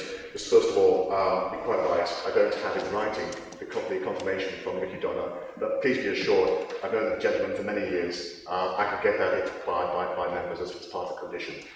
Secondly, with respect to biodiversity, I saw that report and I did challenge at the time. The biodiversity calculation was done without taking into account that the actual driveway was already established as part of the extent permission. And that wasn't taken into account, that was regarded as being grassland. If that had actually been the driveway, that biodiversity report, I suggest, would actually have come up with a different conclusion. And thirdly, yes, I do have the area which is actually being identified here, and we do have access, which has been existing access since the deeds were drawn in the 1950s, I think, when we had private supplemental. So hopefully all those questions are answered, sir. Well, I understand why you're asking. I just want to come back then with regards to the future, if you like, sort of primacy of the site in terms of just being a single dwelling. That's clearly something that we would have to be mindful of, because we don't want to see. We've already seen the sort of the nipping away of Greenbelt in lots of different ways, and we've become very jaundiced to the sort of things like this when, no, it won't be anymore. And so I think we have got to be reassured in one way or another, whether it's through officers or the restrictions in the conditions of the planning application, that this is not, to use the terms in the opposition objections, a Trojan horse. Thanks, Chair. Again, Chairman, this one, I'm an engineer. Now, I'm not a property developer. If I wanted to do this in 1995, 96, I certainly started working on that. In 2012, I certainly started working on that. This was my father's wishes at the time, and it was my father who fell seriously ill and since passed away. So this is something which I'd very much like to do personally, and very much a protector of the countryside. I understand the issues in the southern wards. I've lived in Wakefield all my life, but please, this is personally for myself and my young family. There is no other issue there whatsoever. I can assure you that's it. Any further questions? Councillor Scott? Will any trees be damaged when you demolish the original pavilion? Thank you, Councillor. No, I'll make sure they're not. I do not want any trees to be damaged during the pavilion demolition, as long as it is done professionally and that building is kept within its existing curtilage. There should be no reason why. It's only if there's a loss of control on it and professional individuals demolish it without due care of the tree. Should be any threat whatsoever. And I can assure the Councillor through the 106 if required that we will ensure that is taken down without any damage to the existing protected trees. Thank you. No further questions? No? Thank you, Mr. Ridley. Any questions to Sarah? Councillor Hayes?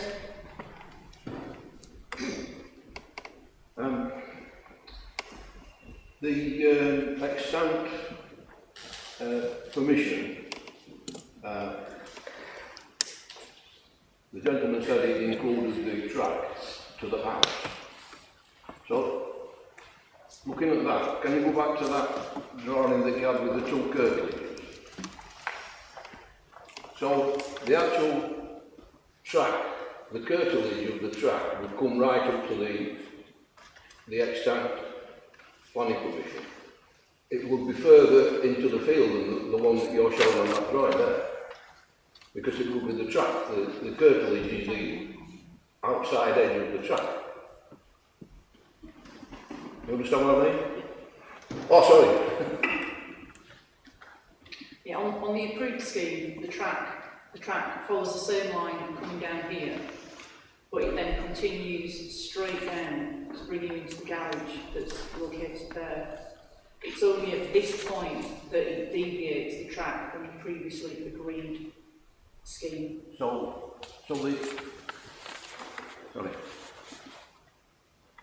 So the plan that was approved, the track was different to that as it is now. In so much as you're saying it diverted and came towards the trees. Yeah, see if I can find it. So on the approved scheme, obviously you've still got your access that comes down there. It follows the exact same route coming down here, but it hugged that line there, coming into there, and then you've got your creation of curtilage there. So the difference is, it's where it extends out there, it's that bit that is different. So yeah, the track now comes there and then branches off that way. Previously it continued hugging the side of the woodland to come into where the trees were.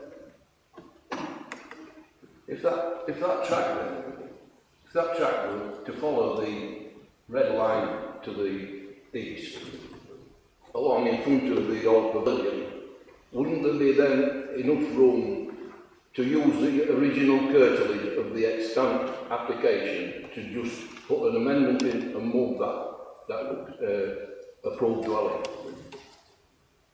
without invading the openness of the green belt by moving well into the field?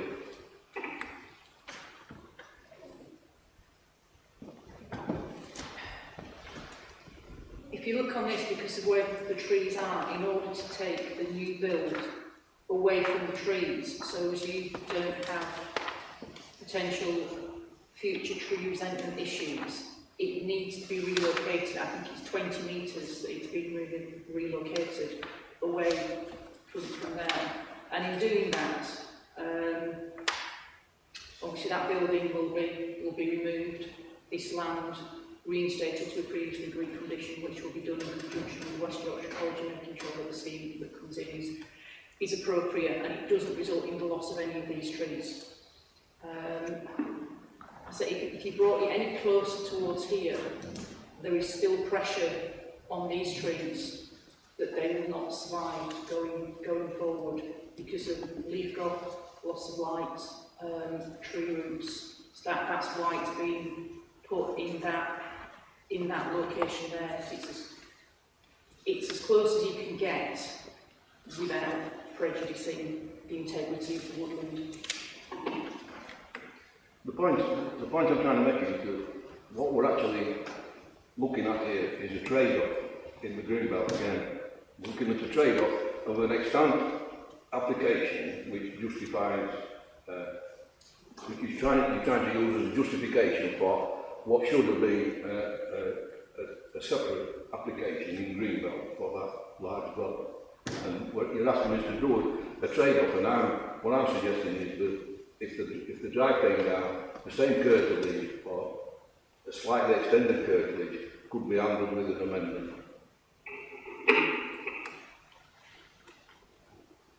Yes, it is a trade-off. We have a planning permission from 2012 that has been commenced that can be implemented, which results in the loss of 5 protected trees. There's case law about the fallback position. This is a fallback position. I explain in detail in the report the situation that we're in, and I say it's finely balanced as to which way you go with it. I've done the assessment. I think retaining those 5 trees, the integrity of that protected woodland wins out in this case. I can appreciate if members do not hold the same view, but as I say, I've weighed everything up.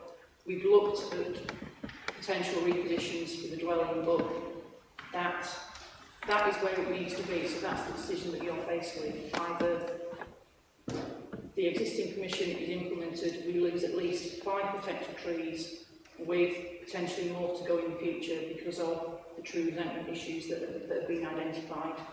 Or we do, in your words, a trade-off, which means that we enable building new structure, the existing building would be removed. We have a draft legal agreement which ensures that within 12 months of commencement of the works, that building is demolished, it's removed from site, and the land is reinstated. We have a landscaping condition that requires the scheme to come in for that. We have a condition about the submission of a arboricultural method statement. it says prior to any works going on.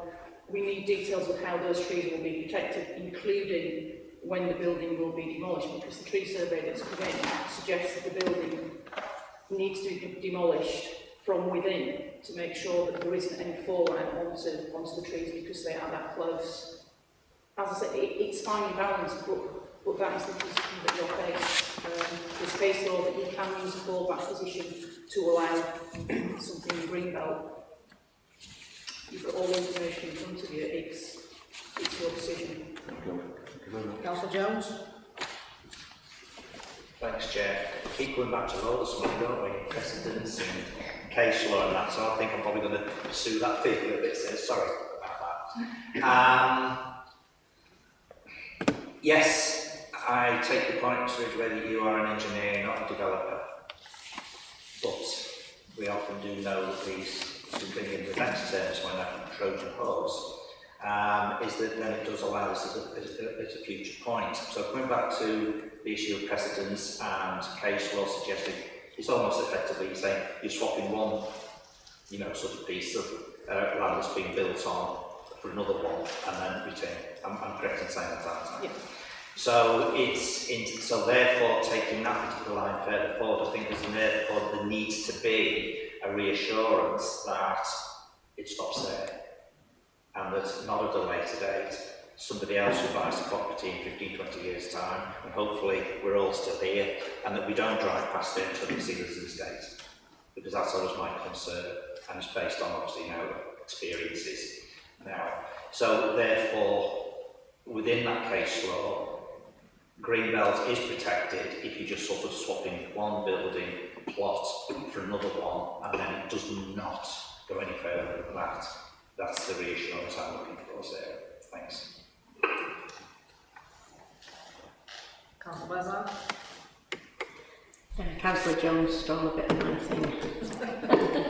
I think as committee members we went out and looked at that plot and we're just seeing the building that's there. But if you outline, Sarah, on your map there, the piece of square around that building, what the application was for in 2012, and that's where I'm on about, and all the way around, and it's a square area where the trees would have been taken out, and I think sometimes we can't see that as lay people.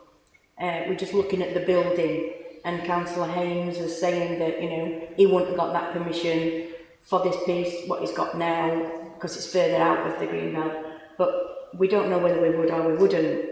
We can't say that. What we're looking at now is a possibility of saving all that tree line and making it into, I don't know, a garden area of wildflowers, biodiversity.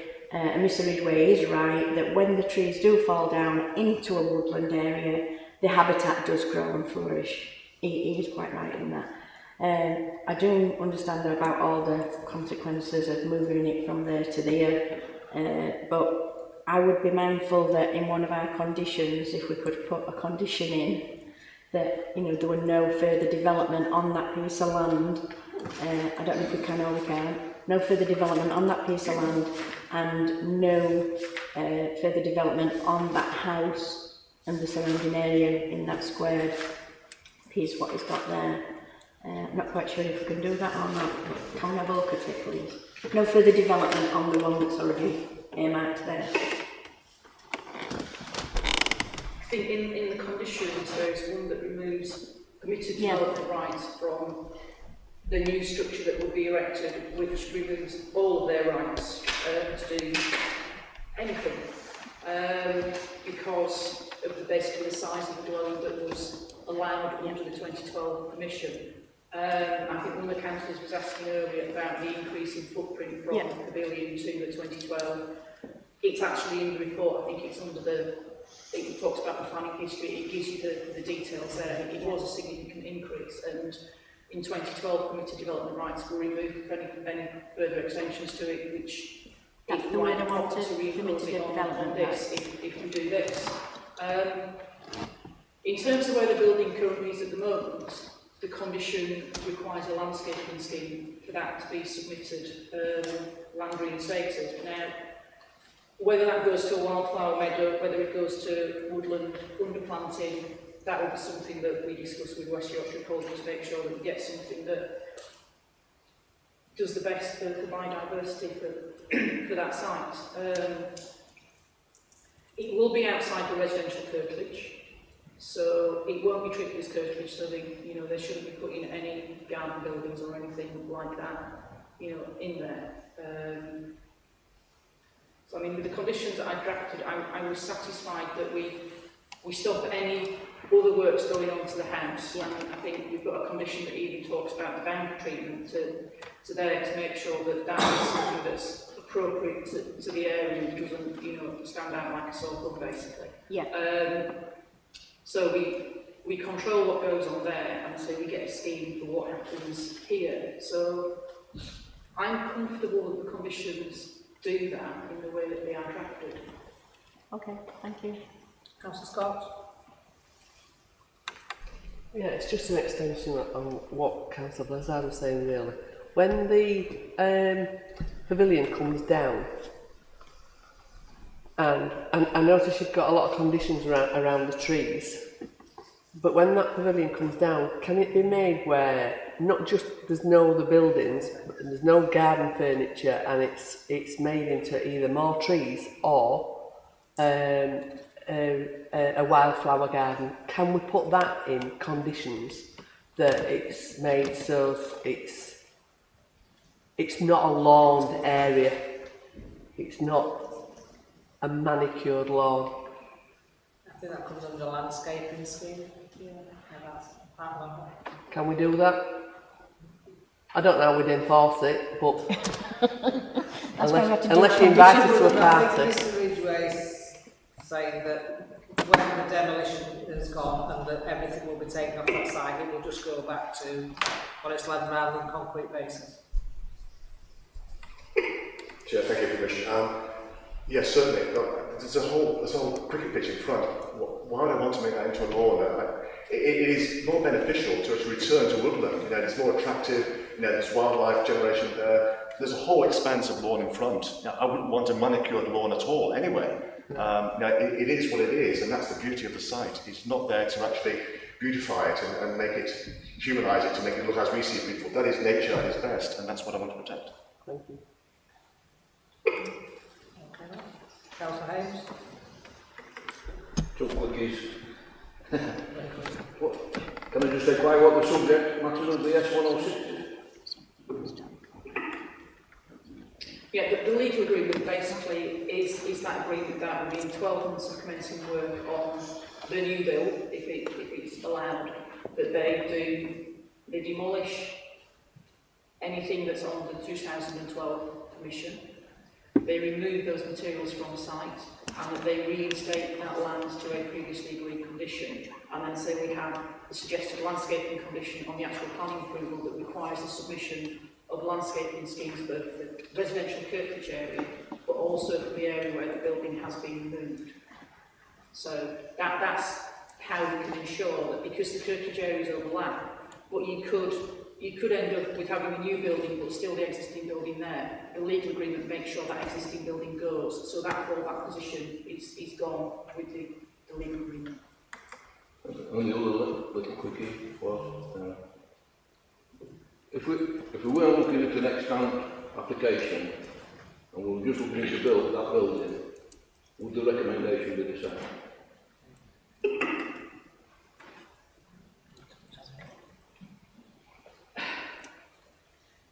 I think from reading the office report that you've got in front of you and seeing the weighting that I've done that's been given to the fallback position, I think you can possibly guess what the answer to that would have been. The fallback is a significant material consideration in this particular instance, given that it's an extant permission, works have commenced, the siting of the new build relative to where that is, it is a significant factor in why you have a positive recommendation.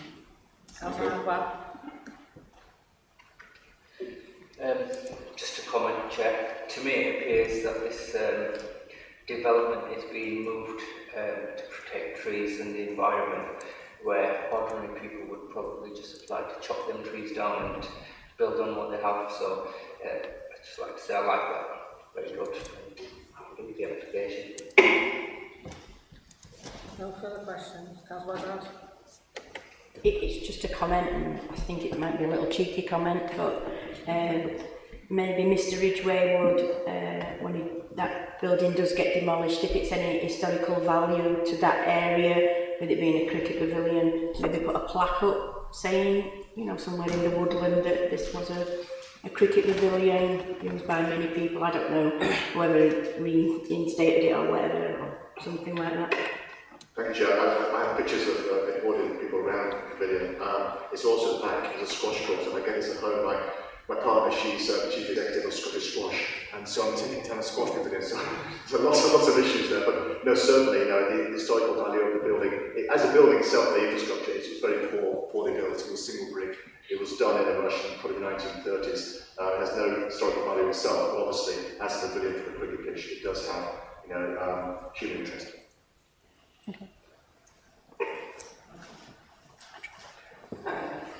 We'll go to approve the right officer recommendations for approval. Do I have a move? Move it, Chair. Seconded? Seconded, Chair. Favour?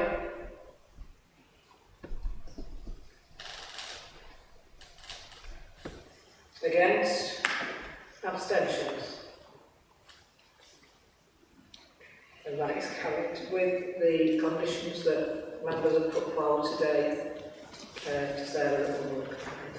Thank you. It is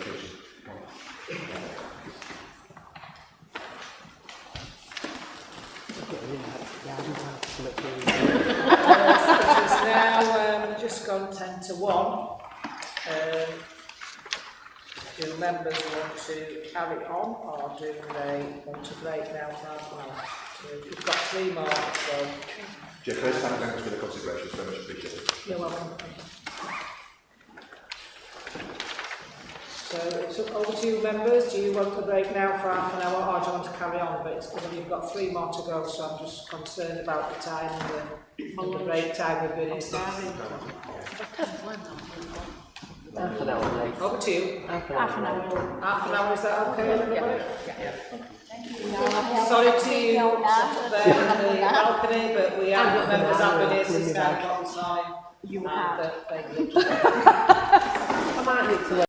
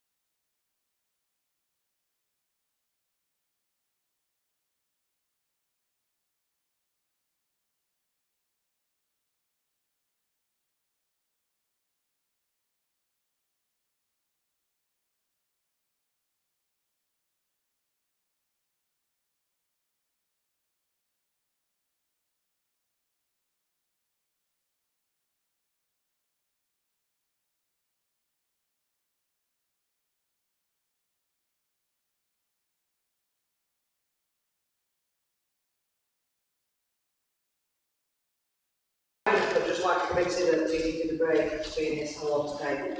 Our next application is agenda item 3, and it's a proposed detached bungalow, and Ruth will be the president. Thank you, Chair.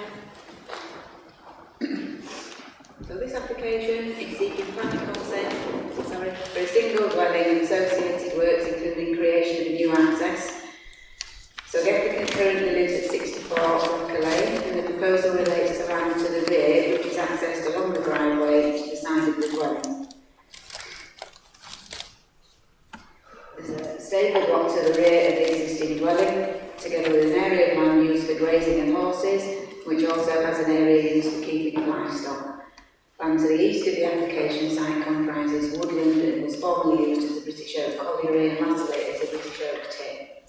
So if we just go through a few slides here, the application site boundary is outlined in red on the slide in front of you. A few images of the existing site. So images 1 and 2 are looking at the site where the proposed dwelling will be located. Image 3 contains the existing storage containers on site, so there's one there and one beyond it. Image 4 is the existing timber cabin. That's located just outside the red line boundary in this location. Slide 5 shows the existing dirt access track, location of the proposed track, which will come up from Blacker Lane. Slide 6 is the area of land north of the proposed track in the blue boundary, which was part of the old colliery site.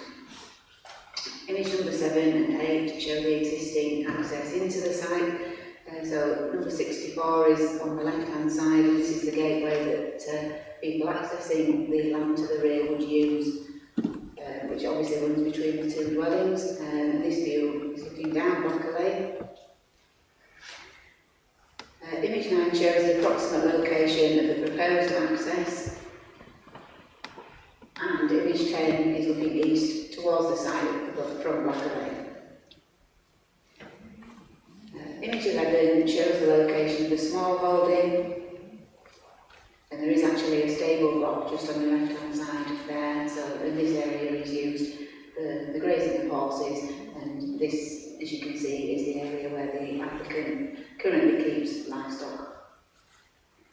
There's some historic maps just for members' information. So these date back between 1938 and 1952, showing the old colliery as disused. So the application, the dwellings are in this location, the application site is here where the dwelling will be constructed, and the access track will run down in this direction and cut across the site. So the old colliery buildings are shown there on that map. A couple of aerial photographs just showing the site as it's developed progressively. So in 2016, an aerial view of the site. The storage containers and cabins are not seen in this aerial image.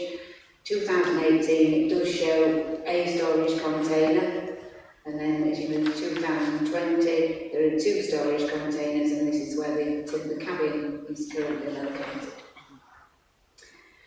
This just shows the location plan for the application site boundary. So the number 64 is here on the map. The proposal site is on the land to the rear. This is the stable block that members saw on the site visit on Tuesday, and the area that the applicant currently uses as part of the small holding for the horses and other animals. The red boundary of the application site does actually include this area as well. And if I just draw your attention to the additional information, the agent has stated that this area isn't included for the purposes of residential curtilage, but is for the the improvement of the existing biodiversity in the area. So there will be some landscaping proposed should members be minded to approve the application.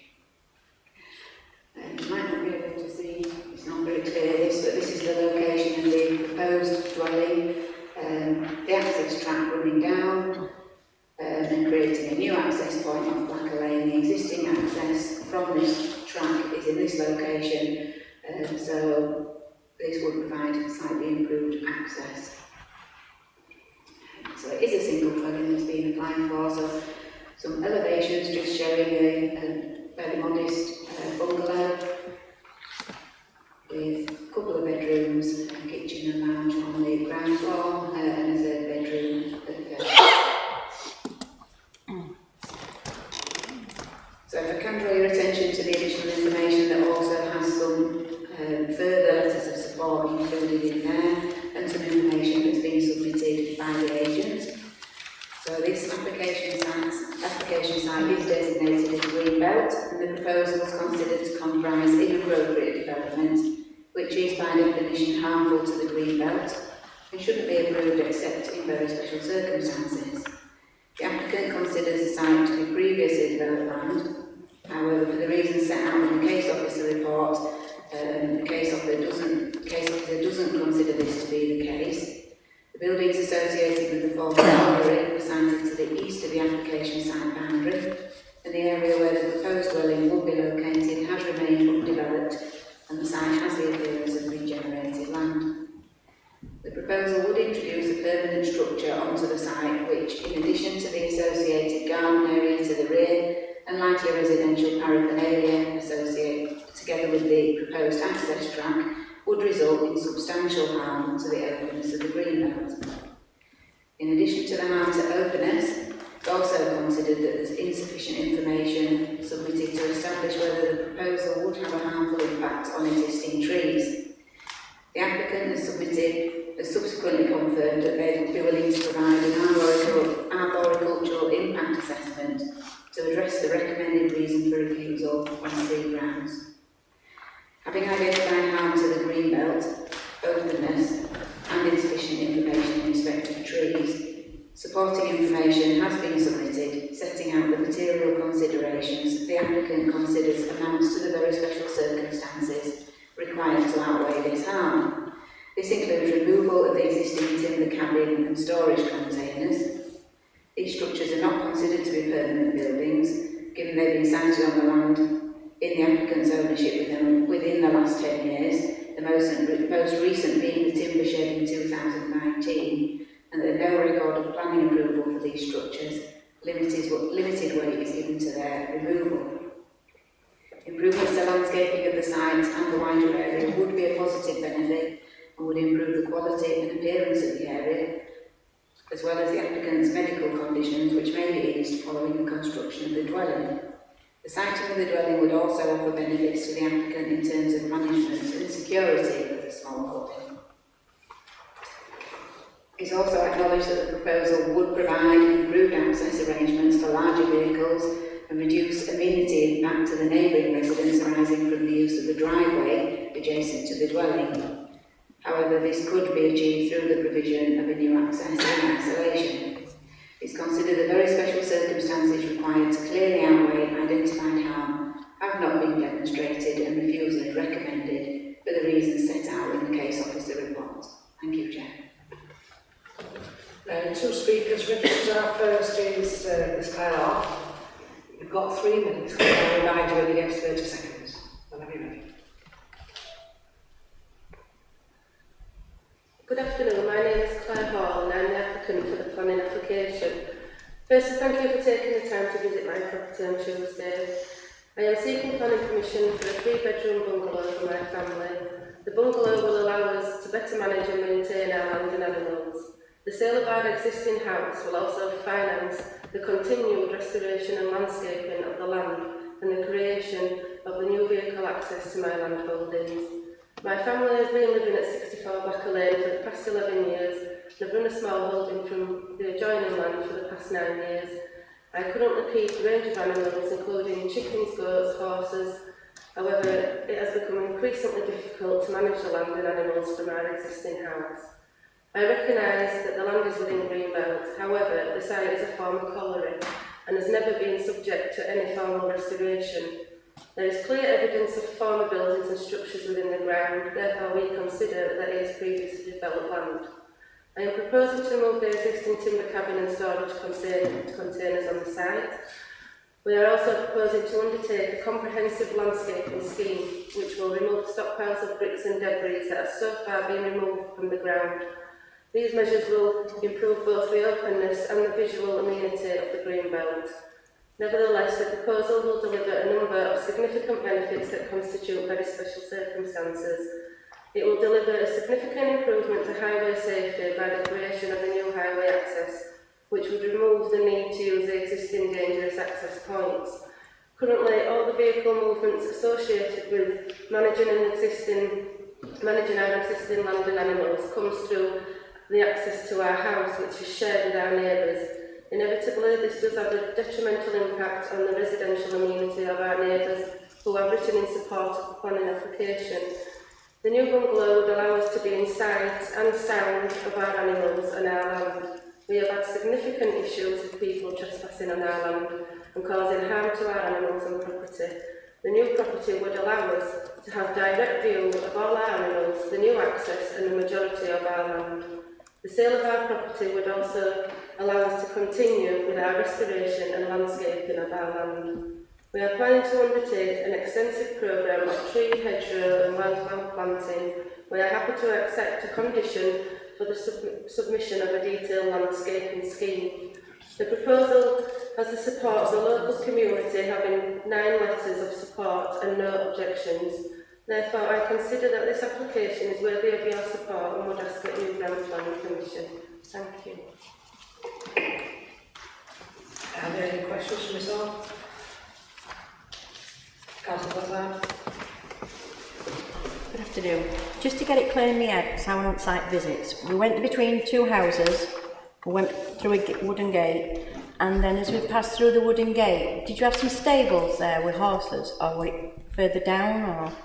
Some stables, yeah, further, when you go through the drive. Yeah, so if you were successful in getting this planning application, how would you be able to tend to them horses, and I think there were some goats quite close to them? How would you tend to them?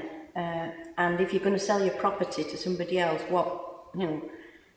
I would buy a property what's got 3 horses or 4 horses on me gateway. And I'm just asking this question just so I can get it clear in my head of how you're going to manage what. Yeah, this current garden is actually longer than what it should be because we extended it a bit into the top of the paddock just for trying to ease getting in and out of this drive, obviously. Not just us, but people that have to come and attend as animals, and if we've got a trailer on. So that would be brought back in line to where it's supposed to be. There'd be fencing put up to screen, and there'd be hedgerows planted behind that, which continue with the neighbours on the left, and we've also started to plant some hawthorn hedge, which would continue down, so it would all be in line. But you're hoping to sell the property you're in now? Yeah. And move everything into the field further down on the plan there. So are them horses yours then, or do they come in from somebody else then? Were you saying that, people come with trailers and things? Yeah, the horses are ours. People that come to attend our animals, like the vet, we've got food deliveries, feed deliveries, should I say. They obviously come in a large transit van. We've got large round hay bale deliveries. The farmer brings that with his digger on a trailer, but he has to do 2 trips because obviously it's difficult to get up there, especially off the bend. I've got my farrier that comes, and I've got my equine dentist that comes. And obviously it can be all sorts of hours, so it does impact on neighbours. And there's, obviously lights on and one thing and another. So those are the people that come, and obviously if we have to take any animals to vets, obviously we've got to get in and out. So you bought the house and the garden, and then you bought the land where you're wanting to develop now. You bought all that land. And did you have a foresight then to receive planning permission before you actually bought the land to see if you could get planning permission on that piece of land. Because a lot of people buy land and then they think, oh, I want to do this or that with it, but they can't because of whatever reasons. So I just want to get it clear in my head of how you come into that. Yeah, we bought the property with initially just over 2 acres, and then I don't know, 3-4 years after, I think it was something like that, we bought the rest of the adjoining land because it's landlocked, so nobody else can, you know, come in and use it, sort of thing. So yeah, that's how it all came about. It's just over recent years, obviously, the land's deteriorated even more, and we're struggling even more. So this is why we're proposing this application. Okay, thank you. Councillor Harman. Thank you, Chair. Just want to very quickly, looking at agenda page 97, the officer's recommendations for refusal, and one of the reasons is because the insufficient information has been submitted to the planning. So are you aware of any information you need to submit but you haven't yet? The only information that I'm aware of is a tree survey was asked, but that was just before the Christmas break. And then obviously we found out before Christmas that we were coming to committee, so it hasn't really given us enough time to get a tree survey report done. However, we would be prepared to have one done up front as part of a condition on the application. Councillor Haynes. The red line curtilage gives you quite a large amount of land. I don't know whether you do this as a hobby or whether you do it as a commercial enterprise. Is it your intention, if you got permission on this land, to extend equine activities in any way, bigger stables, riding menage or things like that? Have you got future plans for that big wide area? We're not planning on expanding with the horses.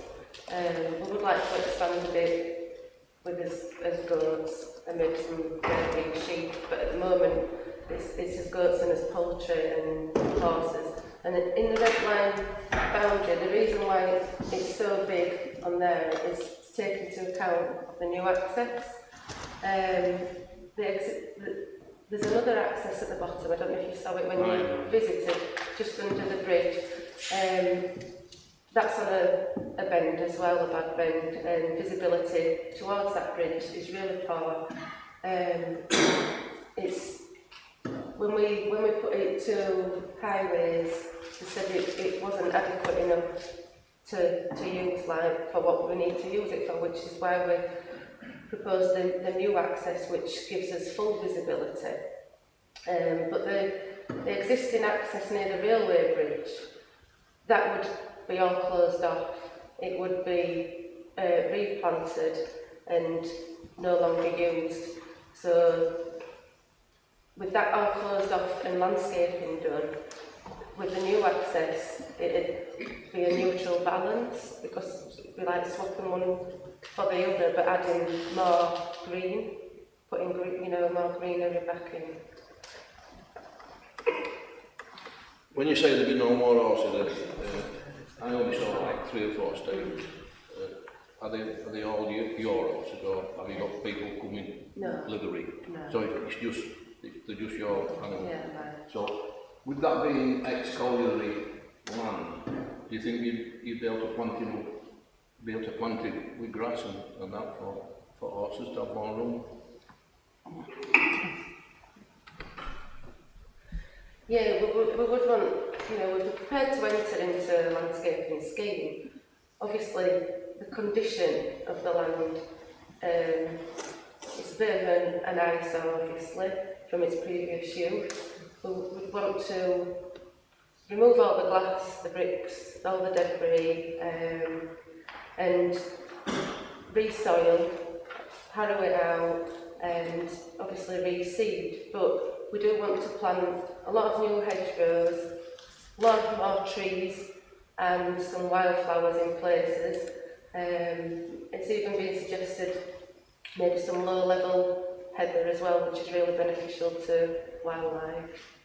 So we would, obviously, if the planning was accepted, from the side of the bungalow where it is, obviously, we wouldn't want to look out onto all that. So we want to make it as as nice and beneficial to environment and wildlife as we can, and obviously as neighbours as well, which they see it as a bit of an eyesore. Councillor Hayes, can I just ask you to, I've still got Councillor Harvey waiting to come in as well. Councillor Harvey. Thank you, Chair.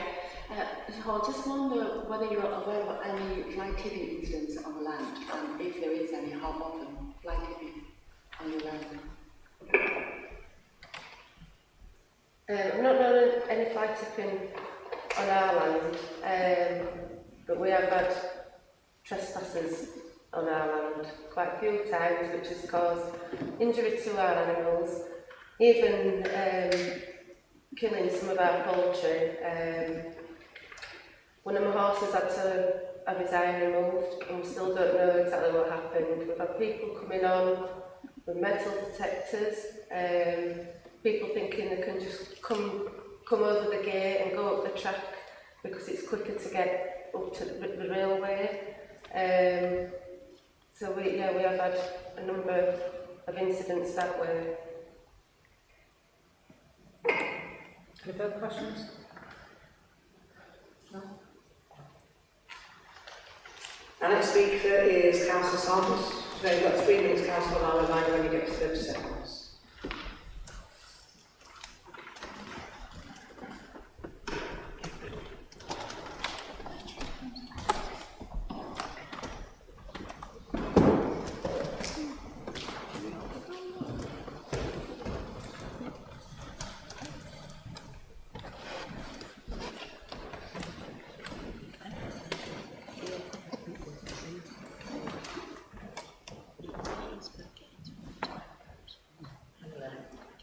When you're ready. I'm Ian Sanders, Wakefield District Councillor, representing Rural Ward.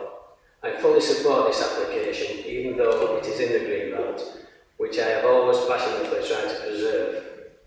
Page 67, first space of the application, shows that the proposed dwelling, but only one of the 2 present entry-exit points to be within the red-lined area. It may also be helpful to committee members if they were made aware of the total land that the applicants own and their intentions if they are successful with their application.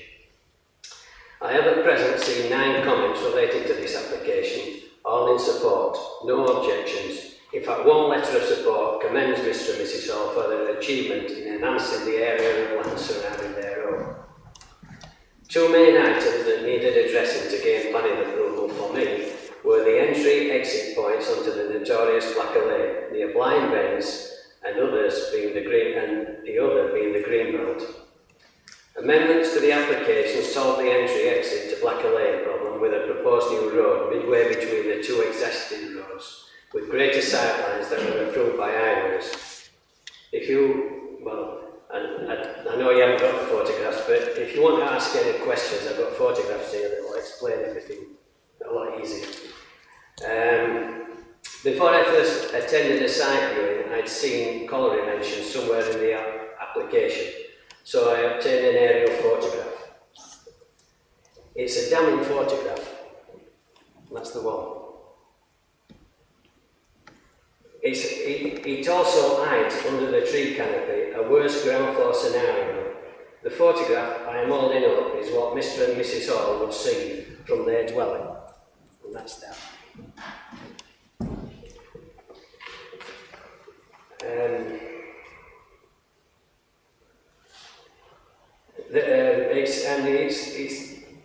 It's the present dwelling that we're debating. broken crushed bricks and rubble covered with black sludge, void of wildlife. Barren for over 100 years with no restoration. Researching the colliery history found it to be owned by and mined by Abraham Brooks and Son from 1916 to 1926, when the mine closed during the general strike. 30 seconds. It is in the Greenbelt land, now owned by the applicants, who have stated they will address the old colliery site issues as well as trees further to the north of the land. Members of the committee, I am seeking approval for this application. Yes, it is a planning application that will rate to determine, but there's also a bigger picture. Yesterday we attended full council where the deputy leader discussed his portfolio on climate change and environment. We're all encouraged to get our communities involved with improving the environment. I believe this application of beneficial circumstances. Ask me as many questions as you want. Pass the images around. Can you just let me? What, sorry? I said, can we pass the images around? No, not really, because it's an extra information that we've had discussion with our legal beforehand, and it's extra information that other parties have been able to do that. So, as you can see from the photographs up there, that is the areas that we're looking at. Am I allowed to show these? No. Oh. Sorry. Any questions for Councillor Sanders? Councillor Hayes. Have you had a personal experience of when that area were the colliery, British? No, because it shoot in 1926. I'm not that old. Since 1926, it was all, there were a railway line running parallel to it on the eastern side of the land that Mr. and Mrs. Hall owns. And that was used as a landing site where they stored coal, ready to load onto trucks to take them north and south. They also used to take coal down to the canal and use barges to take it away from the site as well. That site has been barren for nearly 100 years and contaminated, I would imagine, as well. There's nothing growing on it at all, just small areas of shrubs.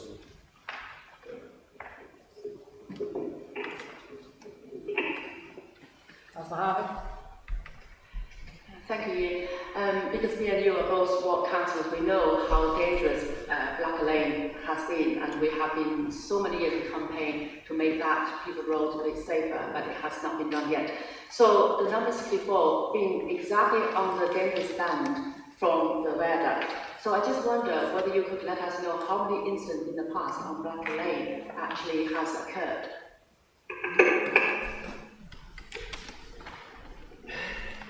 Many incidents have occurred on that road. I always tell anybody that's looking for a winger, if they want one, go Blacker Lane. It's constantly, on a weekly basis, there's slight accidents happening. The two roads are on blind bends that access this property at present. As you're coming down the road, there's a natural bund. There's a banking goes up where the new access is proposed to be. Nobody that passes that really knows what the land is like inside that boundary. And it goes right back to the viaduct as well, up the old railway line.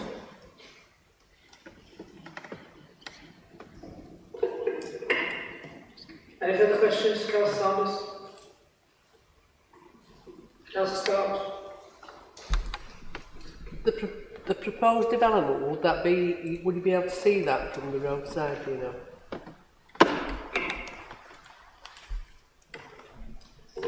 Well, I've got the length of that Blacker Lane,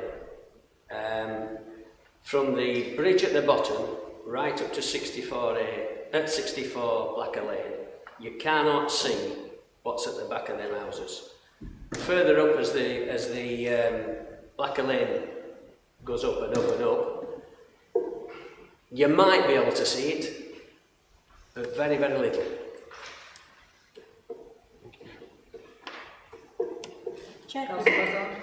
Could Ruth just show us what he's just been talking about? Is that the bridge in that pointy corner down there, near that?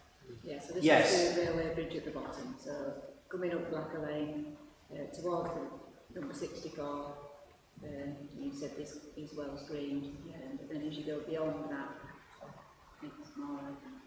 But the opening, what they're applying for, is up that way? It's that one there.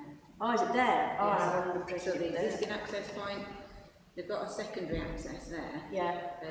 This is the access obviously into the driveway. Into the driveway, yeah. And the new access is proposed in the middle. I thought it was middle on that side. No. No, the one at the bottom is where the traffic lights were that we can go into this now. So right, kind yes. of, it'll create a new opening in the existing hedgerow, which has better visibility, and it was amended to address highway concerns. Okay, thank you. Councillor Haynes? Building in green belts, always a bit tricky. You're sort of establishing, you're talking about highways, danger of entering through that access between the terrace down. So there's obviously an identified local need for a better access. Is there an identified local need for a new dwelling?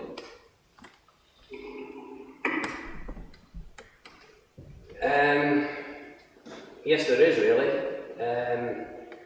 The applicants have stated that if this application gets approved, they will look at the colliery site that they're looking out onto and sort the issues out there.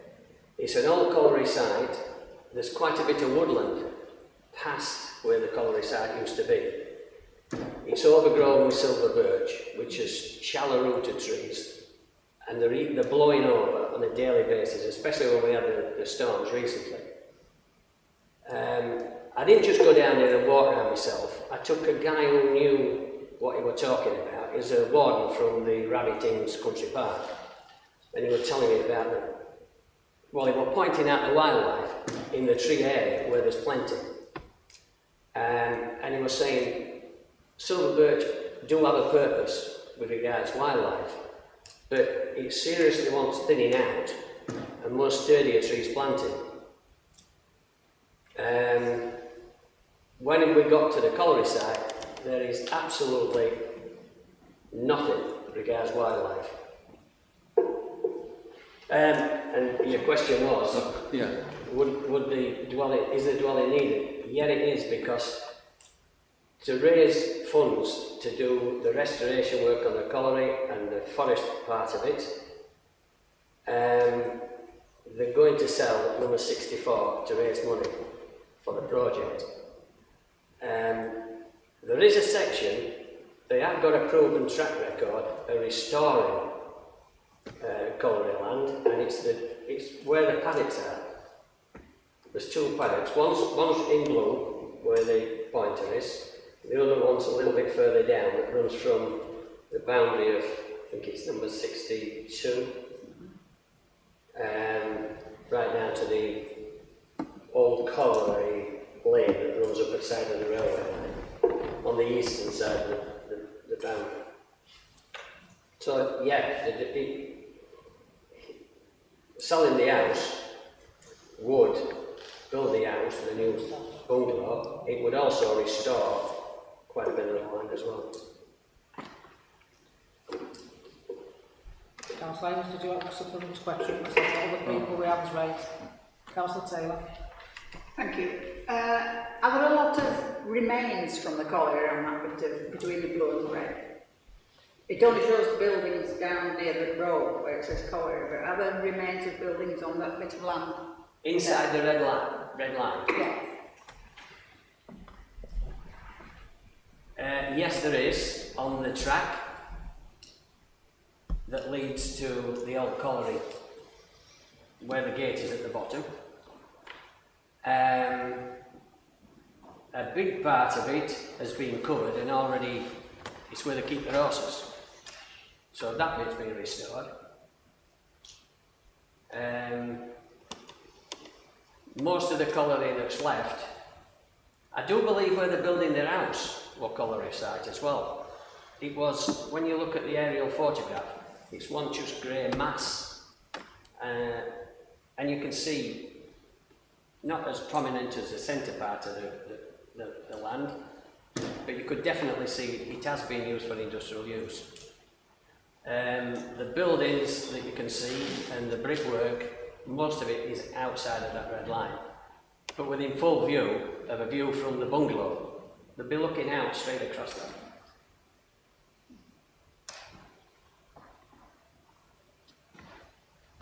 Councillor Jones? Thanks, Chair.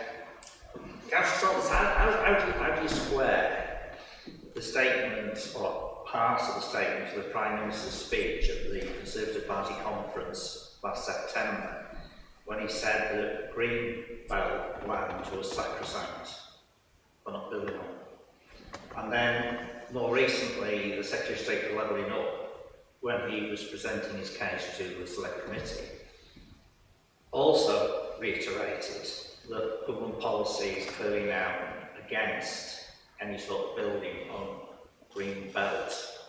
And that's a sort of dilemma, because each time we're having to wrestle with these things all the time. And so it is a bit of a problem when the government is now very clearly stating that they don't want any developments on green belt land, that they want to start using existing building land, brownfield sites and so forth.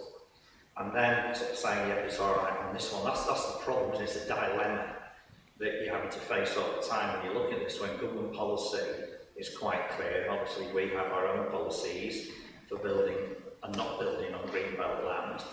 And it's, like the previous one, there was a bit quid pro quo on it, but this one's quite clearly a very different one. And so squaring from the government policy, government statements, what obviously the Prime Minister, the Secretary of State have both said, it's a difficult one to justify then, isn't it? Yes, it is, but I'm justifying it by looking at, yeah, it is in the green belt, but it's not to a standard that you would expect green belt to be. It's an old colliery tip that's not been restored for 100 years, and I'm looking at, yeah, it's a bungalow that's going to be in the green belt. I'm looking at what could be achieved with the rest of the barren land if it's brought back up to standard. I think it would enhance the green belt.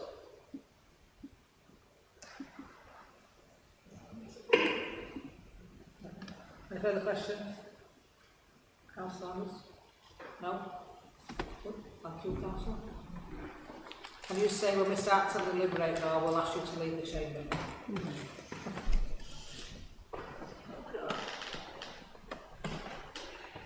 Any questions to Ruth? Councillor Blizzard? Ruth, on that photo today from 2016 to 2020, to me there looks like there were a lot of trees there. And then on 2018, they're a bit further back, and then in 2020, there didn't look to be any at all.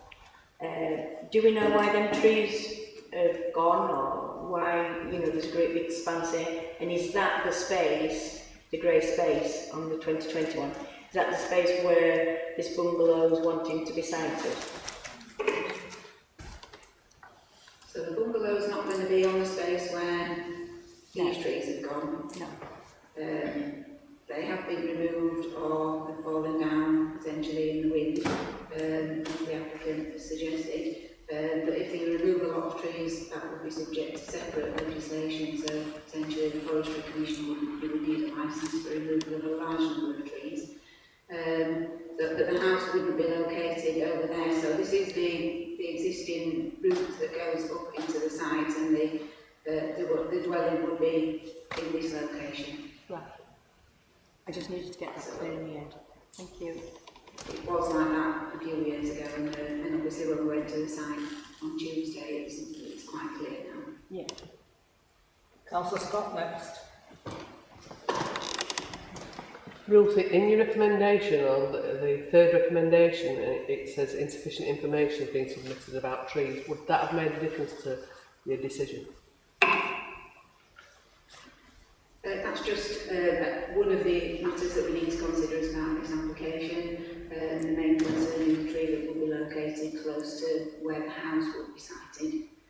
So it's insufficient information as to whether the construction of the house would impact on, in particular, this tree here. So they could provide some more information that would address that, but it wouldn't change the recommendation. It would still be a reason for refusal on the greenbelt grounds. Thank you. Councillor Harvey. Thank you, Ruth. So I refer to agenda page 81, the second paragraph from the bottom. It says that the red boundary outline is approximately 9,095 ml. So can I just ask you what measurement is that? 9,095 ml.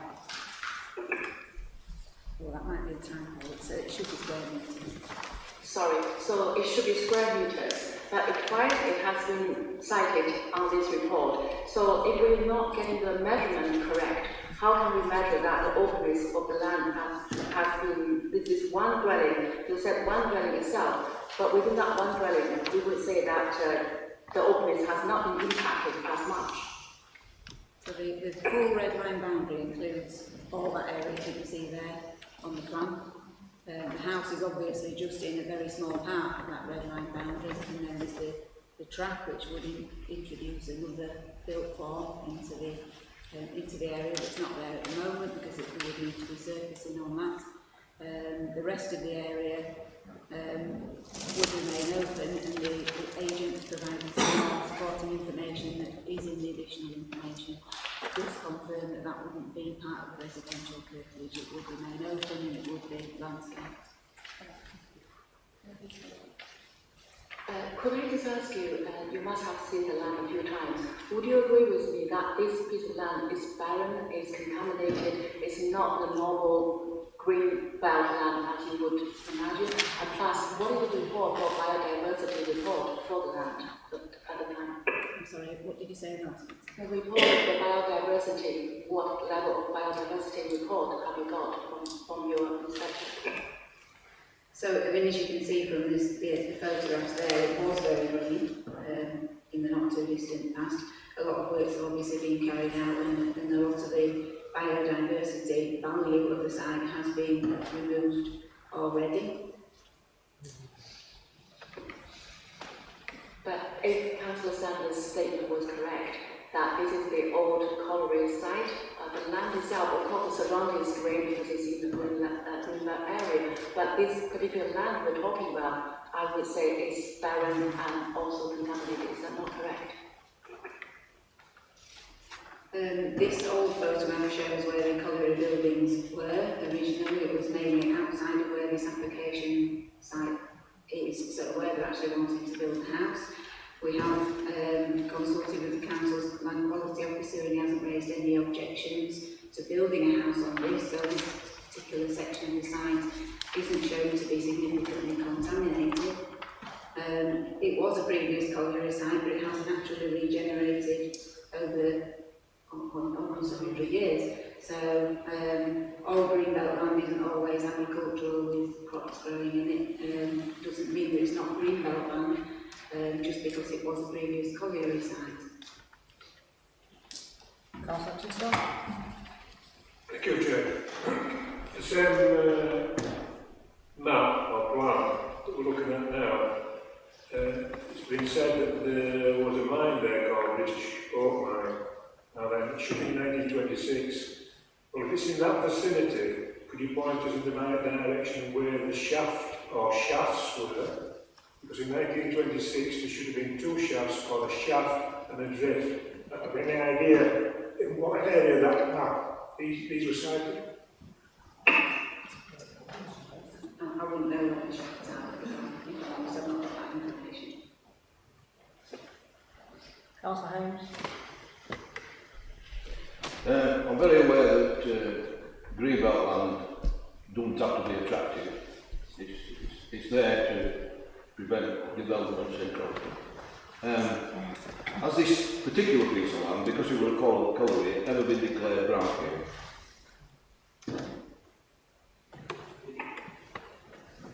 It's not previously developed land, so in greenbelt policy we consider that it's not previously developed land because it has naturally regenerated.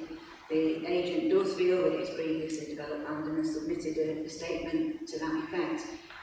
Even if you were to accept that it was previously developed land, there's still a test on the impact on openness of that greenbelt land by constructing this dwelling. So at the moment there's nothing where the dwelling is proposed.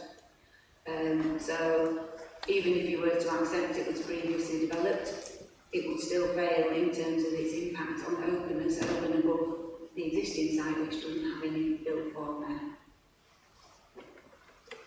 So it don't come under the you can build on brownfield land within the green belt, but this doesn't come under that category. Is there any material considerations for a dwelling that we haven't been made aware of?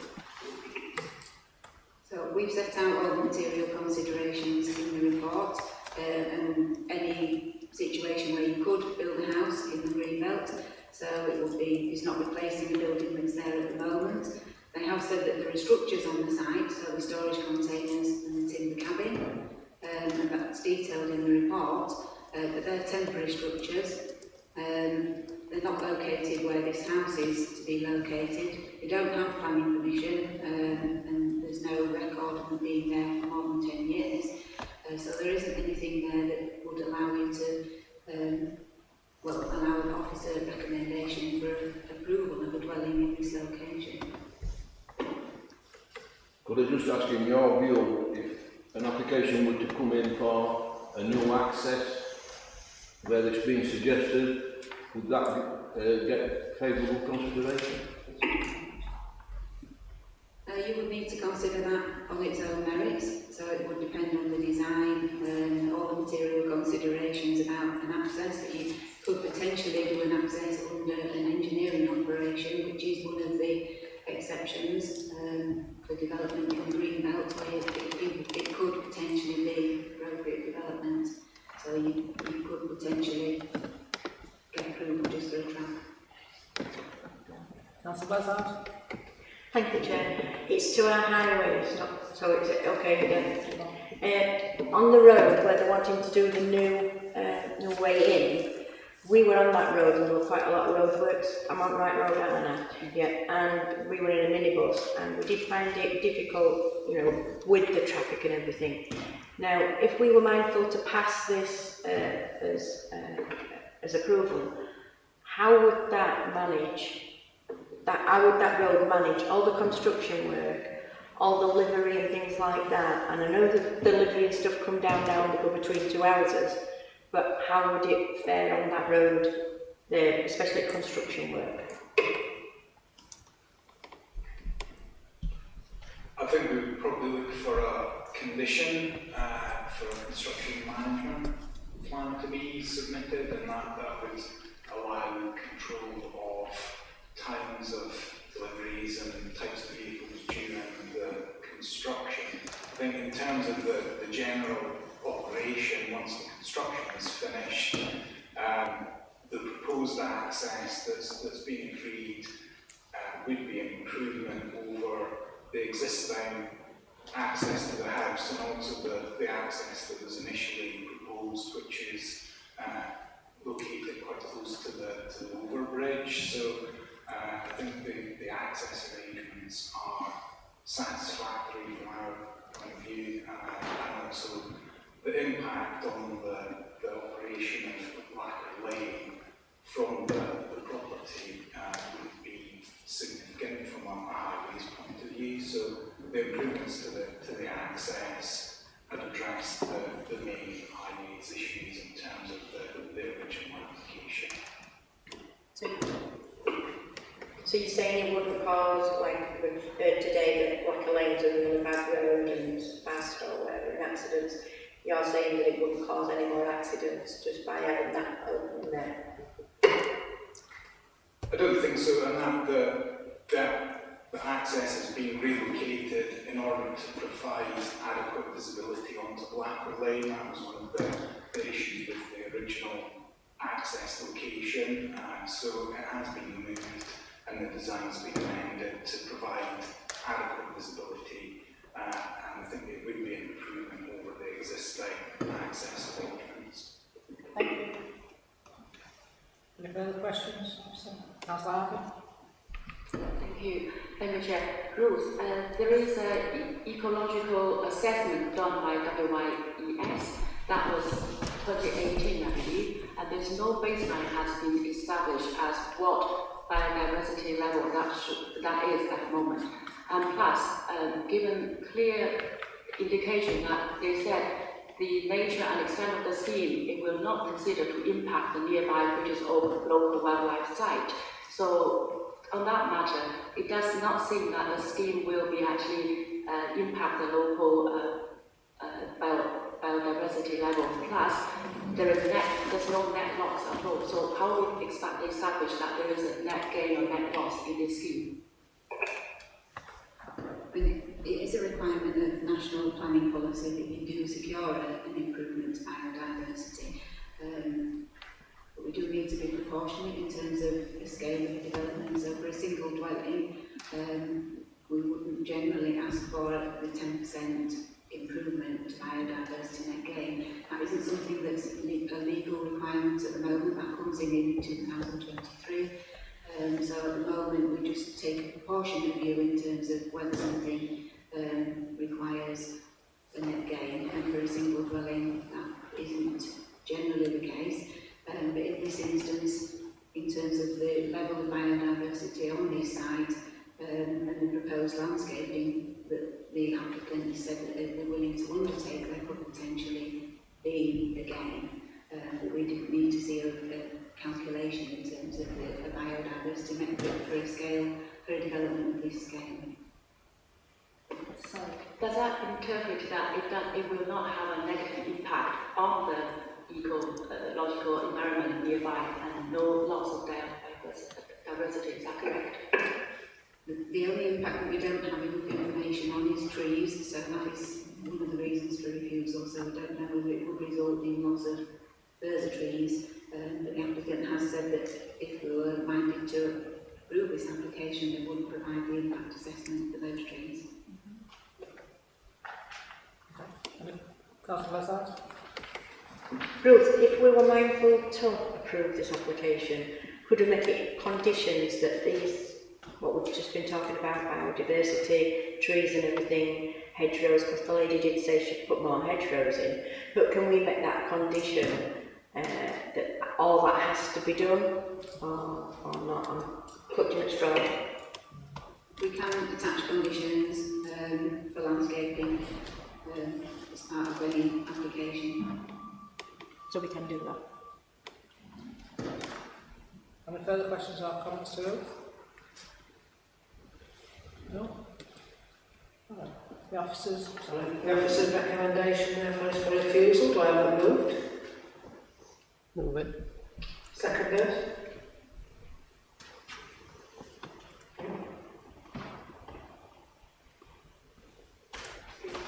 Forgot to pronounce on it.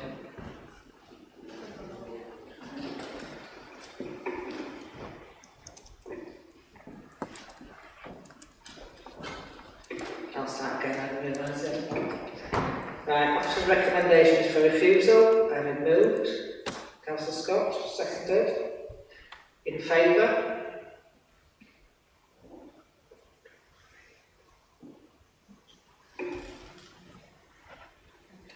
Against?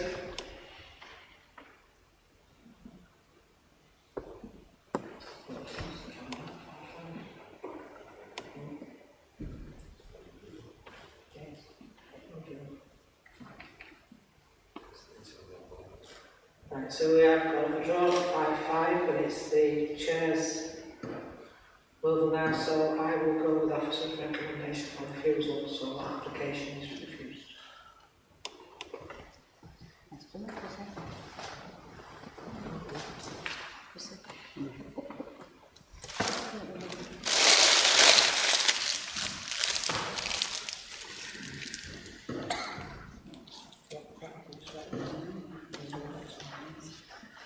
Right, we'll go straight on to application 4, as it's still Ruth, we haven't exchanged over as yet. So application number 4 is structural access and facility use. Thank you, Chair. The Commission is sought retrospectively for an access track to an agricultural building to the rear of 121 Upper Lane. The existing access track is finished with scalpings and runs from the barn along the edge of the field and exiting onto a shared drive which serves numbers 123 and 125 Upper Lane through a field gate. So looking at the slides, the application site is in red there, so that's just showing the outline of the access track. The first two images are just showing the view looking towards number 123 Upper Lane. A view looking in a southerly direction towards, away from the proposed access, and the view number 4 is looking in the opposite direction away from the proposed access track. 5 and 6 are a shared drive between, shows the shared drive between plots 123 and 125 as it joins Upper Lane. Photograph number 7 shows the existing field gate into the field where the track is located, and photograph number 8 shows the proposed track as it is on site at the moment. Another photograph of the proposed track, and photograph number 10 shows the existing access to Windybank Farm. Image number 11 is a view along the length of the track, and image number 12 shows the existing farm to the north. This is just the application site boundary showing the full length of the track. So this is a dwelling for 123 Upper Lane, private access road coming off the main highway. The gate into the site is in this location, and then the application has been amended to include grass feet, so that's a closer view of it, showing the route of the track which goes around the edge of the field. So the NPPF states that certain forms of development are not inappropriate development in the green belt, provided they preserve its openness and do not conflict with the purposes of including land within it. Engineering operations is one of the exceptions. So the track is currently constructed is considered to be harmful to openness and character given the use of scalpings. In order to address this harm, the applicant has submitted revised plans showing the use of a reinforced mesh finish due to the siting of the track adjacent to the field boundary, landscaping in the form of planting, and the revised material finish. It's considered the proposal would preserve the openness of the green belt. In addition, it doesn't conflict with the 5 purposes of including land within it. The proposals, therefore, not considered to be inappropriate development in the green belt. Local concerns have been raised regarding the impact of the traffic using the track on highway safety, and the Council's highway section requested the submission of further details to demonstrate that adequate visibility could be achieved onto Upper Lane, and that the vehicles likely to use the track can be accommodated along its length. The submitted plans demonstrate appropriate sight lines and access can be achieved by vehicles likely to use the track, such as tractors and a Land Rover and trailer. In view of the submitted information, there are no highway objections to the track. It's noted that agricultural vehicles could access the field through the existing gate, and that this replicates a situation commonly found where agricultural vehicles access fields which are, by the nature of their location in the countryside, often on roads subject to national speed limit. The Council's highway section have requested a condition for the section of private road between the access gate and Upper Lane to be surfaced. However, given the scale of the proposal and likely limited use of the gate and track, it's considered the condition would not be the test for a planning condition. It's also considered that the provision of a sealed hard surface would result in some harm by virtue of the introduction of a formal road surface, which would replace the existing informal road surface. The proposal would be in accordance with relevant policy in all other respects, subject to the condition requiring removal of the existing surface and replacement with the proposed mesh approval is recommended. Thank you, Chair. We have two speakers registered. The first speaker is Mr. Sutton. Mr. Sutton, would you be able to... You've got 3 minutes now, remind you when you get down to 30 seconds. Yeah, right. Maybe press it.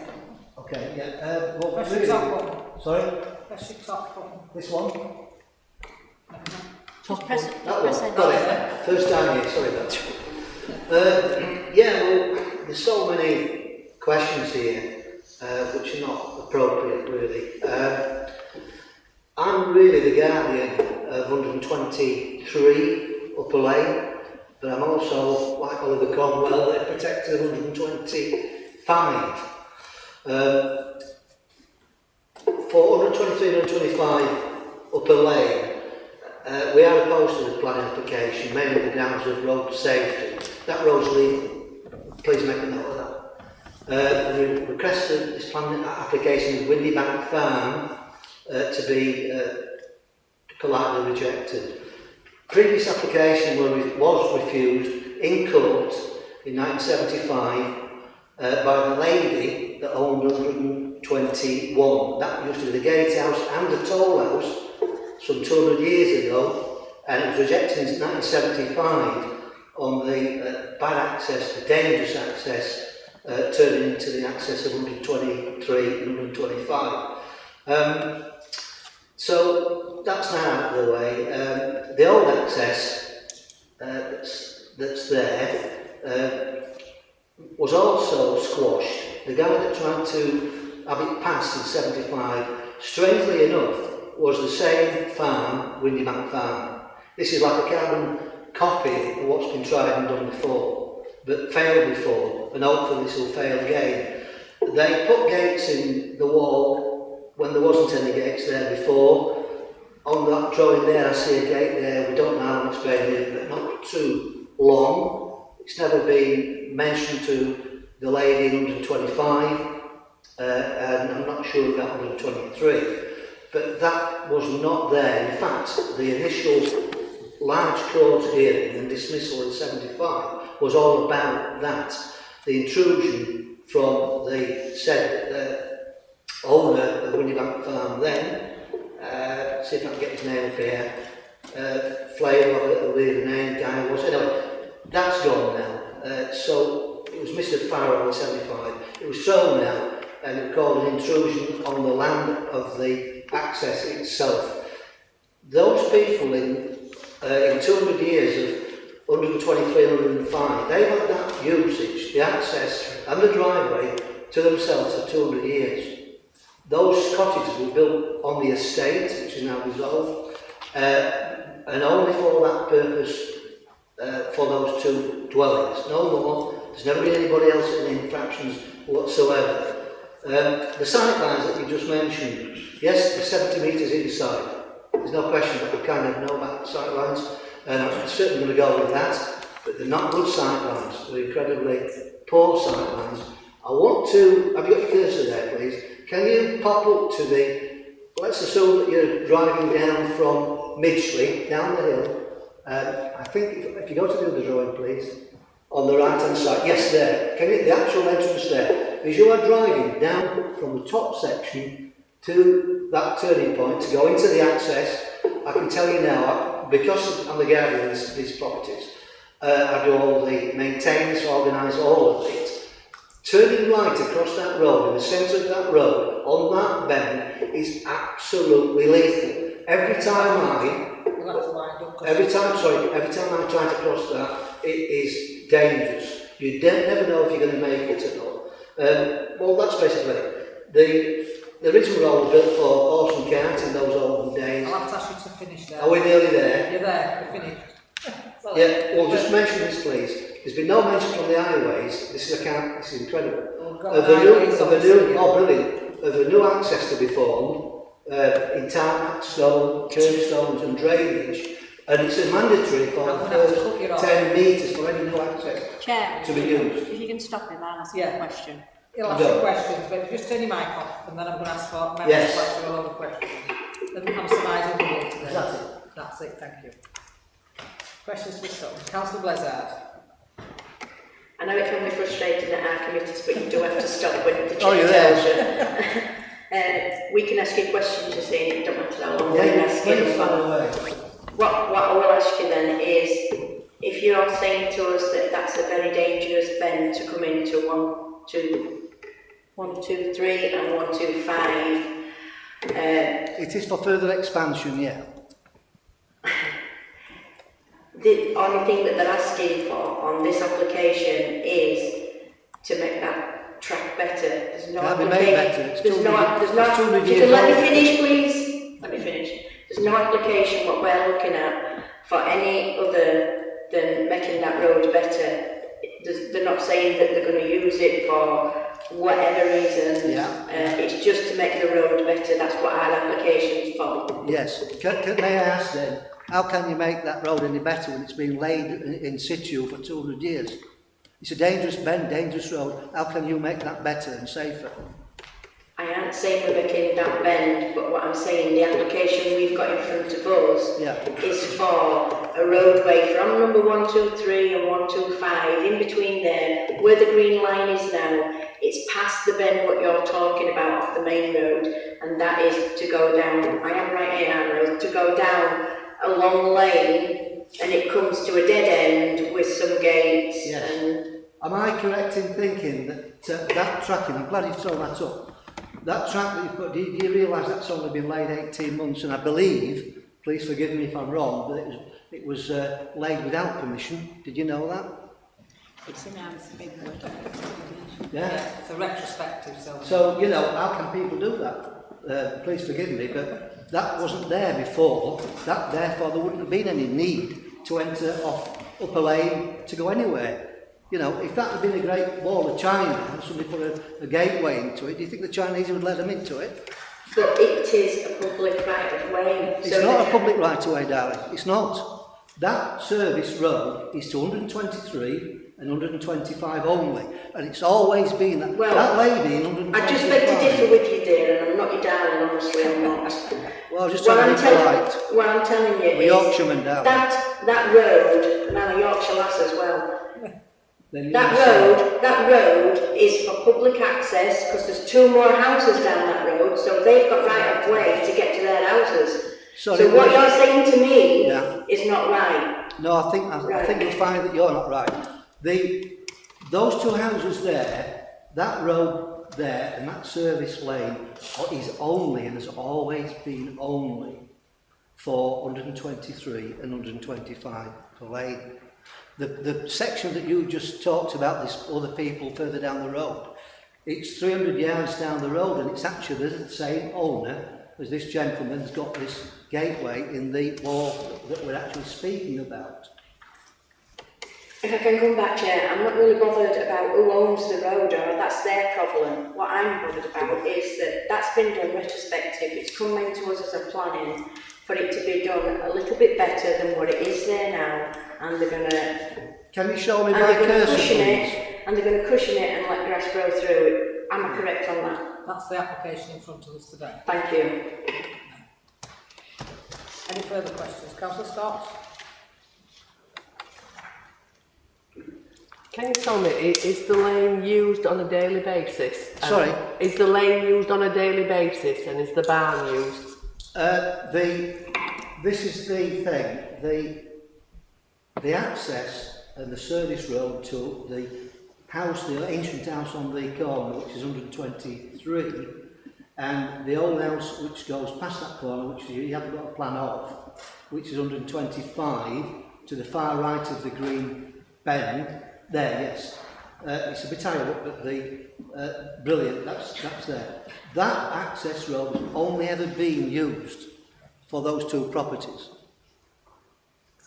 Right. Is it used on a daily basis? Yes, absolutely. It always has been, I guess, since the car was invented in the 60s and 70s. Before that, the old building on the left was a toll house. They literally charge people to go over the road, and then we're talking about the main road that goes across up to Midgley and up to the the Black Fox at the top of the road. So it's totally changed, but what hasn't changed is the danger on that bend there. It's absolutely lethal, it really is. And the reason I say this is because I've proven and tested that out many hundreds of times over the years, looking after the old properties. Any further questions? Can I just ask you, I don't know which is 123 and 125. Yeah, that's 123, and then there, that's it, it's lovely, that's 125, yeah. With the old cottages. Is that what I'm about is the green track is the new track? The green track is a new track which we believe has been introduced by the owner of Windy Bank Farm, but it's a new one and we don't believe, we didn't think that it had permission because it's only been there about 18 months and it wasn't there before. And we think the council wasn't, we were told that the council wasn't terribly happy about it. That's what Councillor Taylor wants to carry on with that. Can I just ask what was there before then? Was it grass field? Just a grass field. Can we have a look at that picture again? Yeah. That one? There's something in both sides there, isn't there? So that's a picture of the barn. So that's up here. This is the track, sort of running up there with the fields on either side. It was our field. This track runs down the edge of that field. No. There's some new, it's a hedgerow there, there's some additional planting on that side. Councillor Jones. Right, so obviously this is now being described as a track in order to get to the barn, in order to at some point in the future suggesting, etc., etc. So how do people get access to the barn? Are the passages travel across fields or? Well, it's not our subject matter, is it that? But we believe, I was told by someone today here, I don't know who it was, that the applicant tried to get access where he's already got a nice large access at the bottom of the barn, of his own access. But now he's kind of lifted up 300 yards to try and get a second access into this field here. The access to the barn is from further on the main road where there's a property, an house there, and it goes in that way. You know what I mean? There we are, that's the one. That's the access to the barn from the main road. The irony of it is that the barn is just at the back of that building there to the right hand side, so why haven't they, question asked is why have they not used their own access rather than going into an extremely dangerous bend and compromising somebody else's access? Councillor Hannah. Thank you, Chair. Mr. Sutton, are you aware of any new installation of new lights along the road? Down which road, please? The one we're talking about, you know, the track. The track. The track that's only been there for 18 months. Yeah. Why would I want to know about that? Because that doesn't help anybody on the access to 123 or 125. I think that Councillor Harris is on our part. We have got, it's from a gentleman who sent something like that. Is that kind of some form of appeasement, projected appeasement? No, it's from an objector who I said there is some lighting down the side of the track. Maybe it's got some lights. Sorry, maybe the gentleman that owns Windy Bank Farm, maybe he's installed some lights, but I'm not aware of that. Right, just so long I know that you have Yes. not respected the whole neighbourhood has not got Well, I complaints. think what it comes to there really is the first house, which is 123, the old coach house. That's right outside that track that we're discussing right now, and so I believe that it would affect him if there were, let's say, lights in that driveway, but I'm not aware of that. Okay. Thank you, Mr. Sutton. Hope I've not been too much of a bore. It's all right. Everybody? No, it's fine. You can go back up top now. Right, thank you.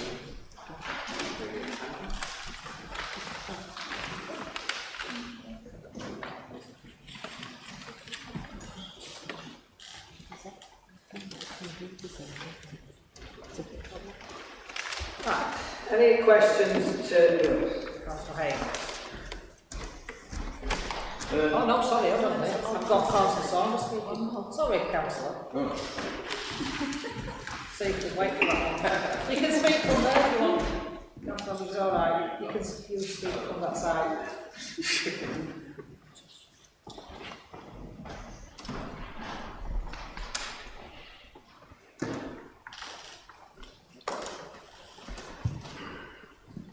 When you're ready, Councillor, 30 seconds. Proposal. It is stated the applicant is seeking planning permission for an already constructed access track that leads from an existing barn through a field and towards an existing access drive passing closely to two dwellings, 123 and 125 Upper Lane, Netherton, before entering the main 60 miles per hour highway, the B6117, on an S-bend. The planning history for Windybank Farm includes the following, although not considered to be directly relevant to the current proposal. Third paragraph down then states that planning application 89-99-4593, change of use of barn to dwelling, refused in May 1990 on the grounds that the development would impact the greenbelt and that the proposed means of access to the site was substandard with inadequate visibility and road width, which would result in harm to the highway. 2020, and we now have a retrospective planning application for a blatantly constructed track that was once refused planning permission. It is proposed use of a green mesh surfacing will cover the entire length of the track, and in time the track would blend into the existing landscape. Closer inspection found a conduit running the full length of the track. Maybe electricity? Application states the track is needed to access an agricultural barn, which at present has access via 121 Windybank Farm, and will have been used since 1990. This access point enters onto a straight section of the B6117, a 30-mile-per-hour road. The entrance to the farm looks suitable for HGVs and agricultural vehicles, and management of vehicles entering and exiting must have been successful over the years, with no reported accidents. Also adjacent to the farm there is the entrance to garden allotments where cars are entering and exiting on a regular daily basis, again with no problems. Moving this entry point approximately 300 metres onto a 60-mile-an-hour section of the same B6117 road, directly on a bend that forms an S-bend, then passes really close to two dwellings on a steep gradient, makes very little sense to me and is also likely to cause disturbance to third parties. Members of the committee, speculation can't be taken into consideration. I'm asking for this application to be rejected. And I'm not going to read the rest. I'm not going to read that bit because I think it's a bit too sarcastic. Thank you, Madam Chair.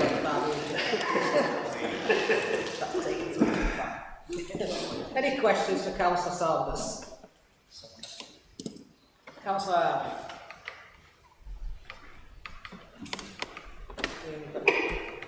Thank you, Chair. Just a question, Ian. We know that the connecting road is HGV route for that area.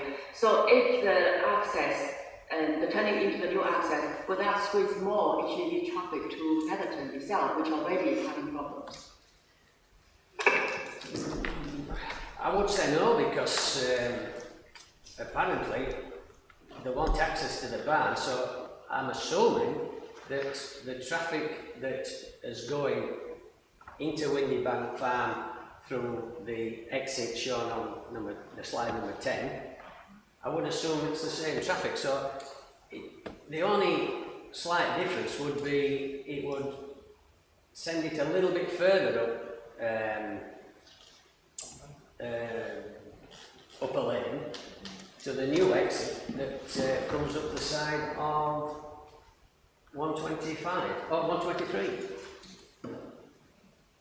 So yeah, it would increase traffic a little bit, but only for a short section. Councillor Scott? I am thinking this is just a track that we're looking at. You're looking at it, what was there was a grass field. Yeah. The gentleman that owns it decided to put a track all over the field. So what retrospectively, and this is why it's quite The guy who owns it. well, we have, yes. Oh, we've got confirmation. On Tuesday's site visit, we had, we asked the question is, did the applicant own the whole site? And we were told no, we didn't know who owned the field. Then we've had a gentleman send some information which I sent to Ruth, and the gentleman does own the field. But it wasn't a track. This is what the assistant was saying. It was just a grass field. The gentleman has put the track in, which has now come to us as a retrospective. Do you get me? So, can I ask Councillor Sanders, how did the owners of the barn get to the barn without the track? Through there. Yeah. Just through a field? No, that's through the side of the house. Ah, right. They went upside Sorry, down. I apologise. Through the farmyard. I know you're talking about the planning application for a track, but the proposal states B6117. So that is why I spoke about that as well. That's not me that's written it, that's what's on the actual planning application. So yeah, it is only a track, but they do mention the road as well. Could you correct me if I'm wrong, Councillor, but am I right in thinking that in the last 18 months a track has appeared from the barn to the junction of this roadway that runs through to Blackaway? And am I also right in thinking that you're saying that it's not safe to come off that track onto a busy road? And also I noticed on Tuesday that a row of trees have been put in down the side of the way, and you're also saying that the conduit has been put in for future lighting. Thank you, Chair. The conduit I saw for the first time after planning did the site visit. The track I don't think has been used for a considerable time. There's no sign that a vehicle's going through. And as far as I'm concerned, the gate has only been unlocked for the site visit. The barn has been accessed, as far as I'm concerned, for a long time through Windy Bank Farm. The entrance, no, it's not on there. Sorry. So, number 10, slide number 10. Thank you. Councillor Harvey.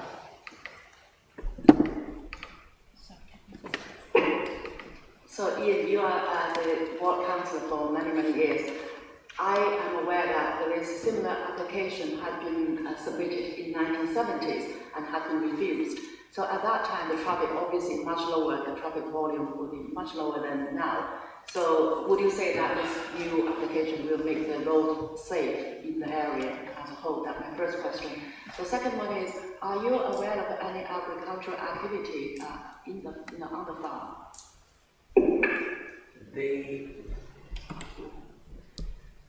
The road has become more dangerous, and in my time as a councillor, sometime during the last 12 years, the road speed has been reduced. Once you get past these estates, it's dropped down from 60 to 30.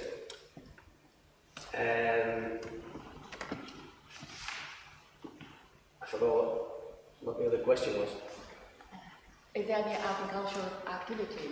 Agricultural activity, I have seen them fields ploughed, but every time they have been ploughed, they've always come into the fields off of Green Lane, which is the road right at the back of it. the farms. And on aerial photographs, you can see where they've come in, and you can see how they work around all the fields. So they haven't used that access. I would not think no. Any further questions, Councillor Taylor? Thank you. If they hadn't put a track in, would you rather things like tractors just drove up and down the side of the field and made it all muddy and rutted? And I can't see how a green mesh would survive long under heavy vehicles, HGVs or agricultural vehicles. Might be okay for cars, but I think the heavier vehicles would just simply press it down.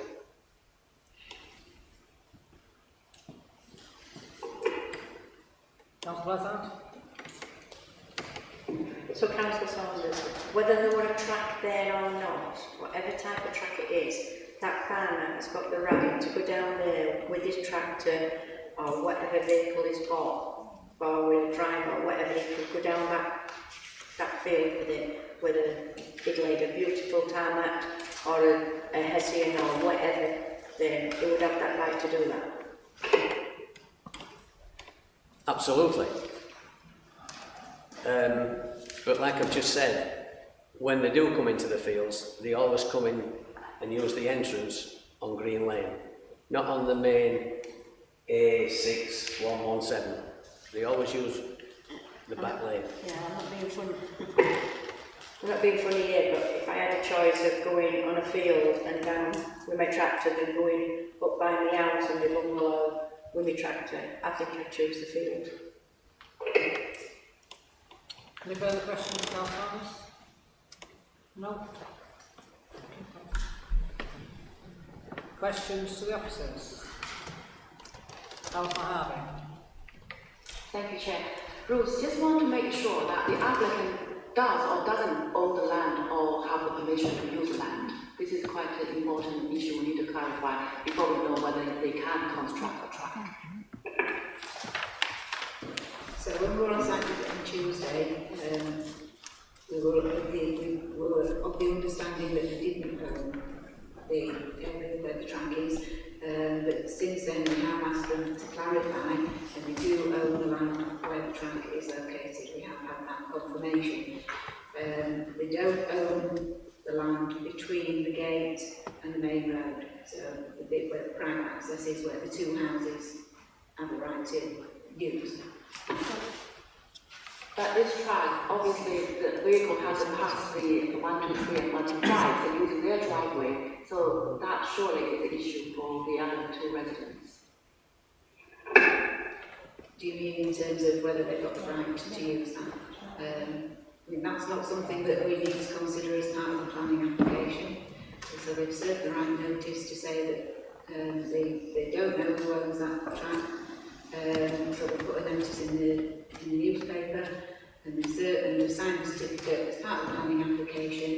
And so whether or not they own that land, or whether they're the right of access over it to get to the gate, isn't for the planning committee. It's something that we need to consider. Councillor Hayes? I hate retrospective planning applications. In view of the comments that you put in planning history about a refused application in 1990, and one of the major reasons for refusal was the proposed means of access to the site was substandard with inadequate visibility. With your experience as a planning officer, can we expect, if we were to approve this, can we expect an application coming in for a barn conversion? Would that make us facilitate and how we being used? That's not something that we're going to consider as part of this application. We just need to consider this application that we have before us. So whether or not we think on its merits that this should be approved, and any other applications that might come in future also would just be assessed on their merits. Thank you, Chair. Ruth, also in your report, it said it may be damaging to the ecology, and as such, there should be a full survey to be conducted by ecology and agricultural officer to inspect the site. So has that been completed? Because we want to make sure that there's no significant damage on the local biodiversity. So as you've seen on the site visit, the track is already there. So the damage that would have arisen from this track has already been done. So what they would need to do is remove all the saplings, which is what they've agreed to do, put the track down, which will be reinforced mesh, which would allow the grass to grow through it. So the area where the track is located wouldn't result in any further harm to biodiversity because it's already, the works have already been carried out. Sorry, in that case, would you say that this almost environmental vandalism actually has been committed before this application comes to this board committee? Well, if any damage has been done, then they have a legal responsibility if they were to harm protected species, then that is a matter that could amount to a prosecution.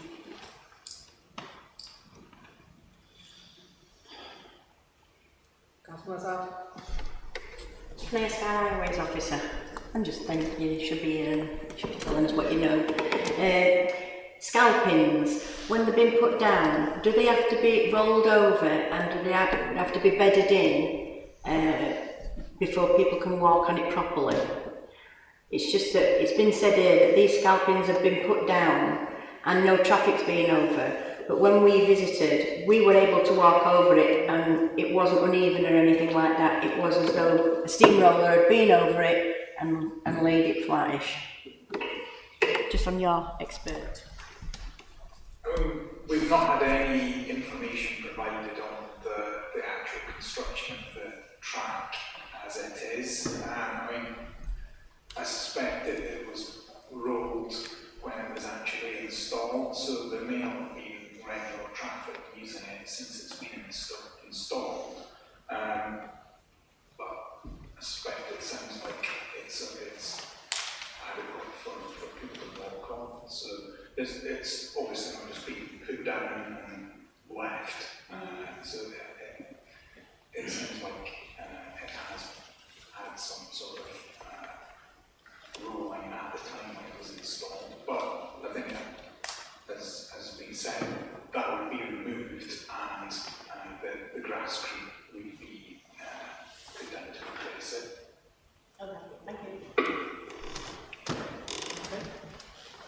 No further questions or comments? Councillor Taylor? A quick comment. We don't know who owns the actual gateway, the last little bit. Does it belong to the two houses? So the whole thing could be totally irrelevant because that becomes a ransom strip. So they might not be able to access the road anyway. Yeah, I think they have to go for the right of access on that. It's the owners of the land that have to give the owner access to go over his land.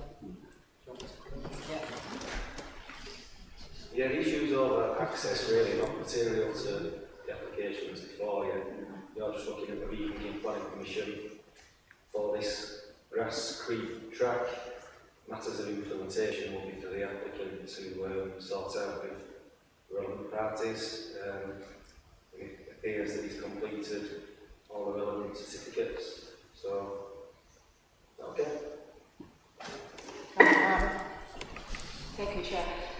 So, due to the fact that the local councillors strongly opposed to this scheme application, and also the objection has been submitted by the residents as well, and even the officers suggest it should be denied because it is negatively impact the green belt. And for that matter, the implementation of this extra access basically to only benefit just one applicant. There is no possible gain at all to the community from this plan, and I think that it should not be approved. Councillor Jones? taking everything into account, there's nothing legal to stop this application going forward, given everything that's been said. In strict legal terms, there's nothing wrong with this application. So therefore, if it was then to go, if it was refused, land is refused, and for appeal, according to the law, this is perfectly acceptable, this application. Is that correct? The application before you today is to take up all that retrospective track and put Grass Creek down, which is what the best is what the officer is saying. So it really is, yeah, they refuse it, and with that, or you come back in with the Grass Creek. Right? Yeah, I mean, as Alex said, we've completed the correct certificates and forms, so everything in that respect is correct. Yeah. What's there is unauthorised at present, is that right? Yeah. So it's not approved. So if it's not approved today, there is the potential for an enforcement case to be opened up to restore, presumably to restore the land to its previous condition. Thank you, Chair. If that is the case, then I'm proposing that takes place. That as enforcement, contact whoever's put that track down, those chippings, to remove them and put it back to its original condition. So the application for us is for retrospective permission for the track. It's coming with the scampings already in place, and they've acknowledged that that would be harmful to the green belt. So they've amended the application and said they'll take the scampings up and they'll put the green mesh. So the green mesh, in our view, is an engineering operation that's appropriate development in the green belt. But there's no harm to the openness of the green belt, doesn't conflict with the purposes of the green belt. So the officer recommendation is for approval because there's no harm in terms of the visual impact or openness. Can you come back, Chair? But if it is refused at this meeting today, then we can involve enforcement on the original track being put in. Is that right? Yeah, the track that's there doesn't have planning permission, so the application is retrospective. So if you were to refuse the application today, they would have the right to appeal that, but also enforcement could be involved and ask them to reinstate it into the field.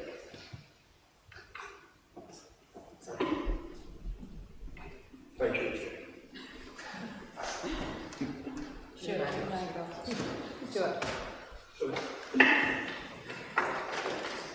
No further questions on the list? No. Right, the application before you today is for approval. Do I have that moved? Move it, Chair. Second day, Chair. In favour?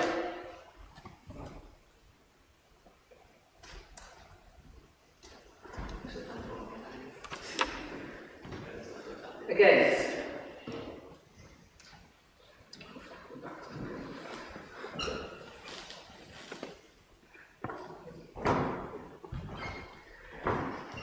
We're back to 5-5 for the last one. I'm afraid you need I will go quicker, so mine is not refused. So that application is refused.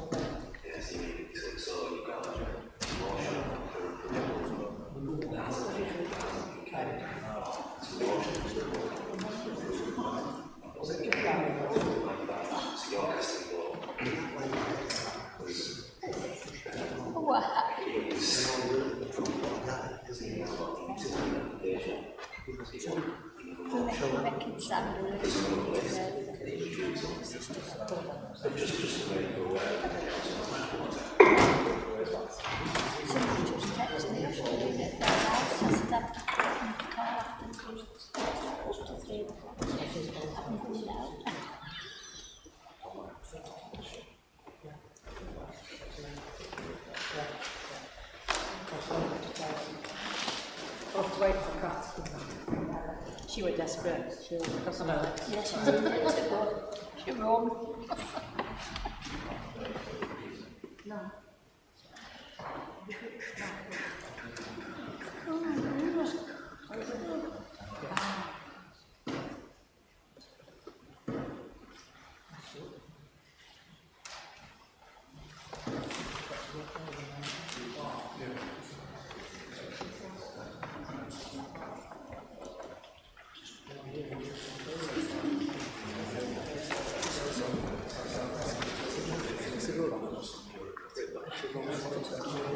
Well, we didn't do it. We just got to go back to fields again. It is a nice spot. Yeah.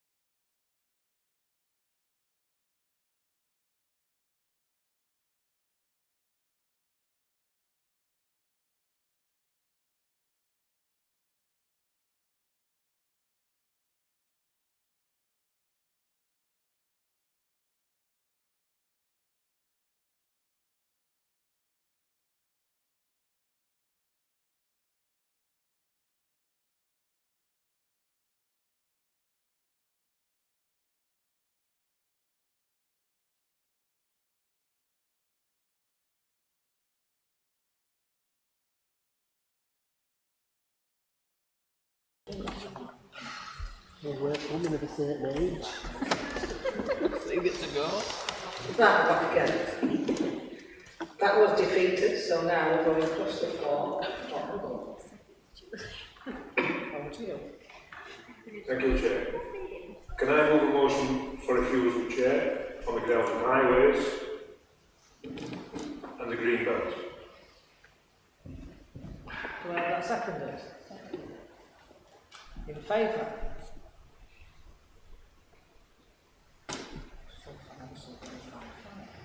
Against?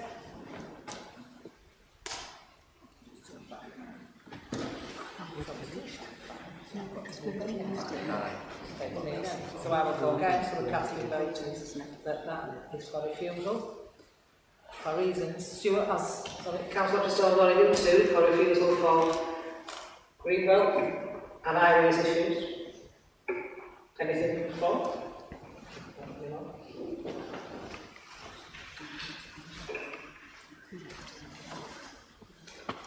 do you want it bringing back or do you want it delegating to me? Can I get it? I go back to what I originally said a few minutes ago then. So the applicant really does have a right then now to go for appeal, don't they, on this one, rather than going through the procedures. They've got the right to appeal. If they've got, obviously, yeah, I agree, but that's what I was saying. It was, and based on what I said we passed before, in terms of strict legal terms, and I know we have this very often when we go through this process that we've gone through now, and then it'll sort of bounce back at a later date. So therefore, is there any other means that we can go through rather than the authority, this person going potentially to the planning inspector, and then coming back again to us and they ending up with a, you know, sort of dismissing out the motion today? Is there any, what I'm trying to say is there any other way we can get around this one now in order to prevent the authority having further problems at a later date? Thank you, Chair. I think that Councillor Heatherstone was right. It's on a highways, based on highway, because it is on a double band, and I know the traffic of the area already. That's a B road. It's very narrow. it's not really for agricultural vehicles anyway, but it will cause further congestion and also the blind spots as well, coming in and out of that track. So I think that it is just not safe enough to have that access there. That's the point that we need to make. And the second, of course, is that the biodiversity loss has not been considered at all. It's a violation. It is, of course, not an identified local need in the Greenbelt. It's a track. I know from previous applications that have been turned down because of the reasons you're giving now that they've been kicked back at a later date. I know obviously this will be seen on its own merits, but experience does suggest that those grounds are a little bit, because obviously we had our fingers burnt in World 13 some time ago. Many of you will remember what it is. But, so therefore, learning from experience, exactly. I have a concern about it. That it will come back to us. So it may well be, are there any other ways in which we can avoid the authority facing problems further down the line? I'm being supported, by the way.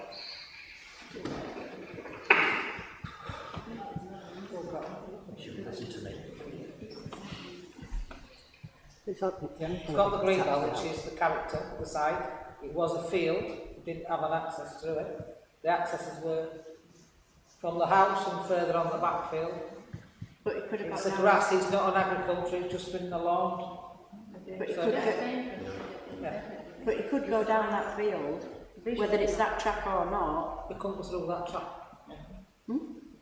The track is from where he's put the gate, not from the track. Yeah, but it could go down it. There's no more traffic going on than what there would be if he went up and down there with his tractor. Unless the barn were changed into a house and then That's a different story. So I delegate to come back to me. Okay? Yeah.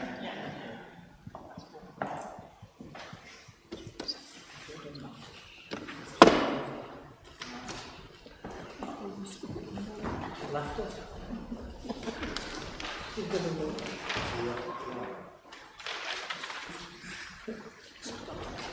This is gonna run. It's not enough for it. I'm just waiting.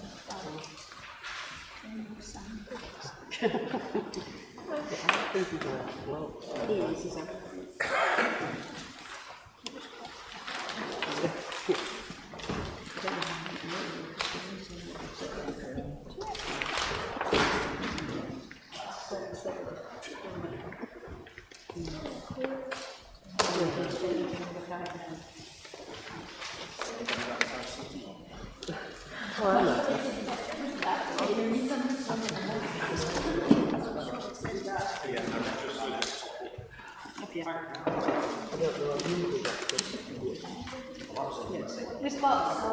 Oh my God, I'll give you some more because I've got more time. You know me, I owe it. I owe you two. Thank you, drugs out of planning committee. Thank you. Giving pills, I don't know. What did you know?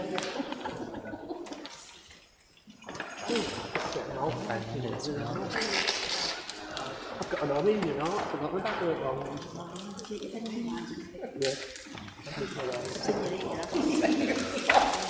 I'm alright now with this one.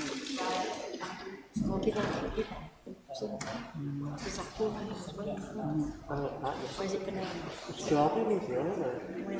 Right, ladies and gentlemen, we'll start again now on agenda item 5, residential development, and it's Fiona.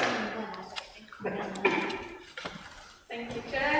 So, item 5 is a full planning application for the development of a single-storey, one-bedroom dwelling within the car park of Flower Public House in the village settlement of Wakefield. The small red line that you can see here at the western end of the car park identifies the site, with Crockhead Lane running north to south on the western side. The first photo here is a view looking south along Crockhead Lane. As you can see, this was taken in the summer when everything was in leaf and before the lane was resurfaced. The second photo is a view into the application site from the lane. You can see the rear of the pub in the distance down here. The third photo here is a view from the car park where members saw the site from the visit on Tuesday. The dwelling is proposed to be sited at the top end of this car park. The final photo is a view looking back into the car park towards the rear of the existing terraced housing to the northeast, with the pub down at the bottom. So this is the proposed site plan, showing the property to be accessed off Crofthead Lane with a single parking space and development line within the whole application site. These are the proposed elevations. The dwelling is a flat roof design and will be partly built into the slope of the site.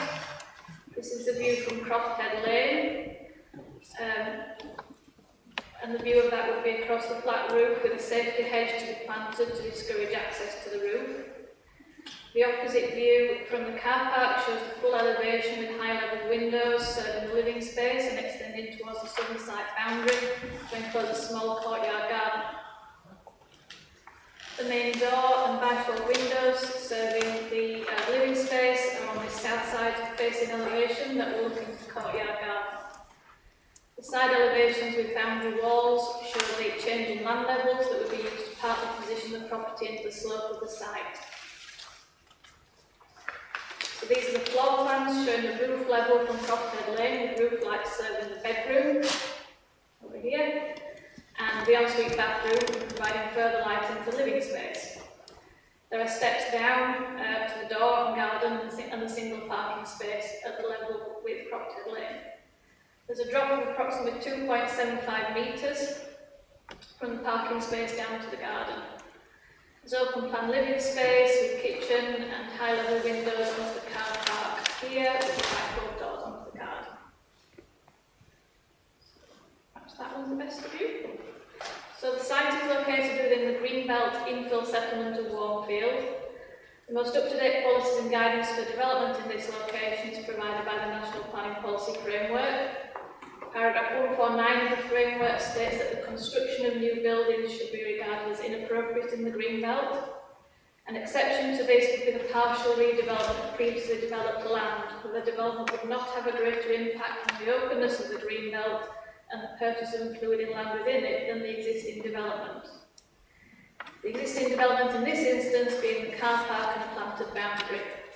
Whilst this proposal could be considered to constitute redevelopment of a previously developed site, it is considered by officers that the dwelling and its associated paraphernalia would have a greater impact on the openness than the existing car park and the landscape boundary, and therefore will not assist the purposes of safeguarding the countryside from encroachment. The new building would be defined as inappropriate, and no very special circumstances have been put forward by the applicant to outweigh the harm that this inappropriate development would cause to the openness of the Greenbelt. In addition, the dwelling has had to be designed with only roof lights serving the bedroom and high-level windows serving the living space, with no outlook beyond the site.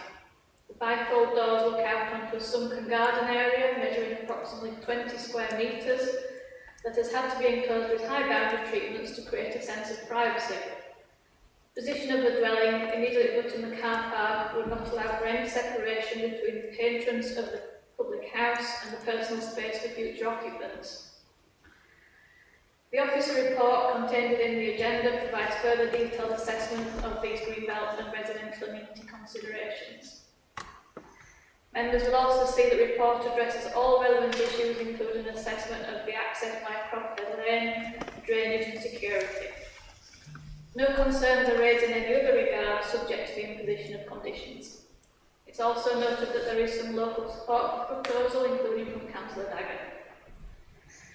However, the introduction of a dwelling in this Greenbelt location, despite the attempts to minimise its scale and simplify the design, would be inappropriate and cause unacceptable harm to the openness of this part of the Greenbelt. Further, it's considered that it would create a poor standard of housing environment for future occupiers. The officer's recommendation, therefore, is one for refusal on these two grounds. Thank you, Chair. Thank you, Chair. We have one speaker registered. Mr. Roberts.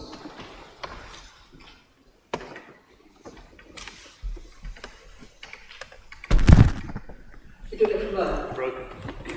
Flash out. 3 minutes. Yeah.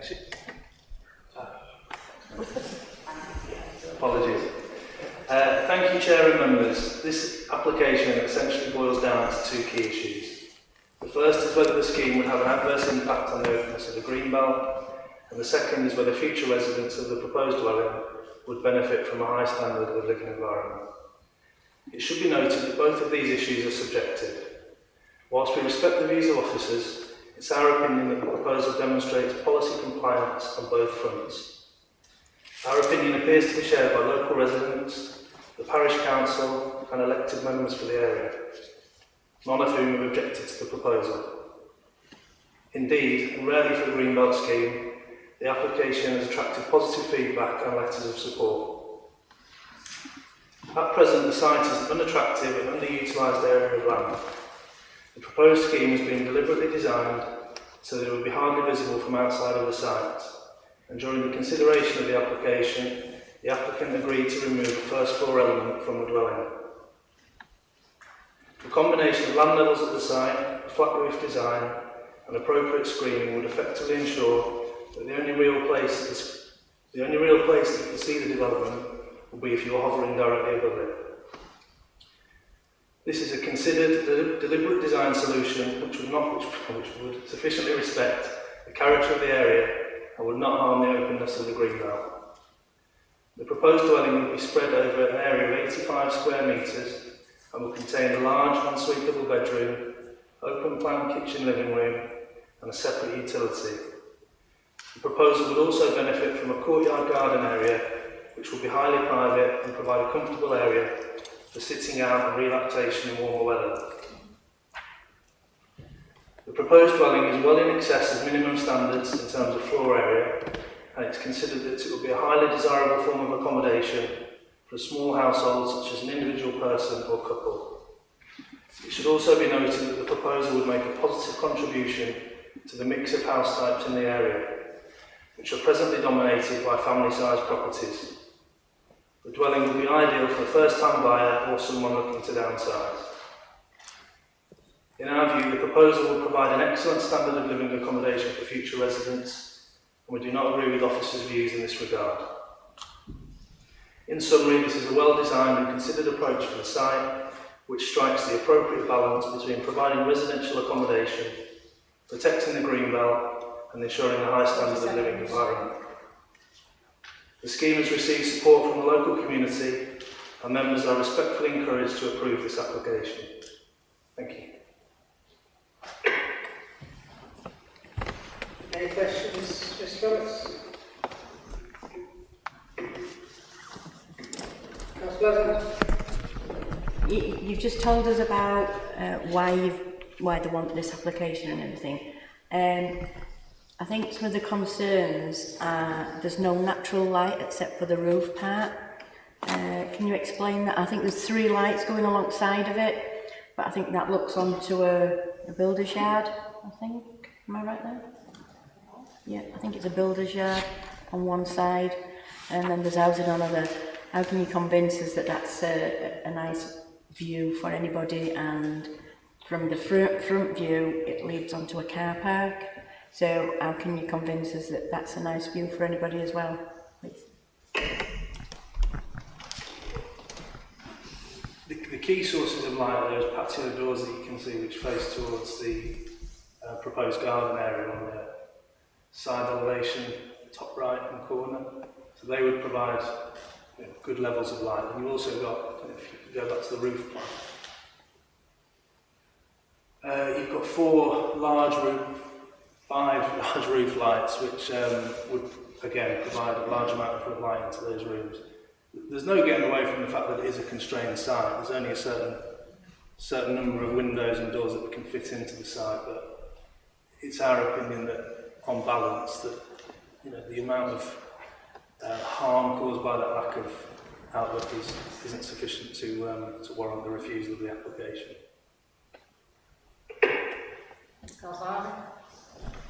Thank you, Chair.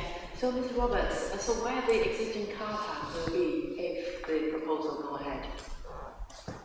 The existing car park, I understand that it is a part of the car park, right? Yes. Yeah. Yeah, so the car park is actually under two separate land ownerships. So this part of the site, this part of the car park is owned by the applicant. The remainder of the car park is owned by the owner of the pub. So the rest of the car park would remain as it is. And this top chunk, which is probably, I don't know, 4 or 5 spaces worth, that would be developed as part of the housing. So the remainder of the car park would remain as such. Councillor Jones? Yeah, thanks, Chair. If agenda page 124, recommendations, point number 2, it says that proposed dwelling would provide a post-owned housing environment for its future occupiers by virtue of exciting, etc., and contrary to, Council's residential design guide, part 1 guide to house builders, national planning policy framework. So taking on board what officers are saying, the relevant policies they have identified, which would suggest this is not an appropriate development, how can you argue the opposite way in which you have done in terms of saying, yeah, this is fine, when everything else would suggest it isn't fine? Thanks, Chair. Yeah, thanks, Councillor. I mean, the guidance referenced in the potential reasons for refusal is just that, it's guidance, it's not written in stone. I think the thing to bear in mind is that this is probably aimed at an individual or a couple. And if you were to give me and my wife the opportunity to either live in that or to live in a small flat in the centre of Wakefield with its own dedicated garden area and benefits of living in a rural area, I'd choose that over a flat. So I think it would provide a high standard of living environment, albeit it's not as optimal as you would expect of a family-sized house.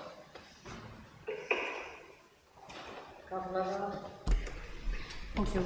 James, when they say it's greenbelt, can you just describe to us what the definition of greenbelt is and where that is?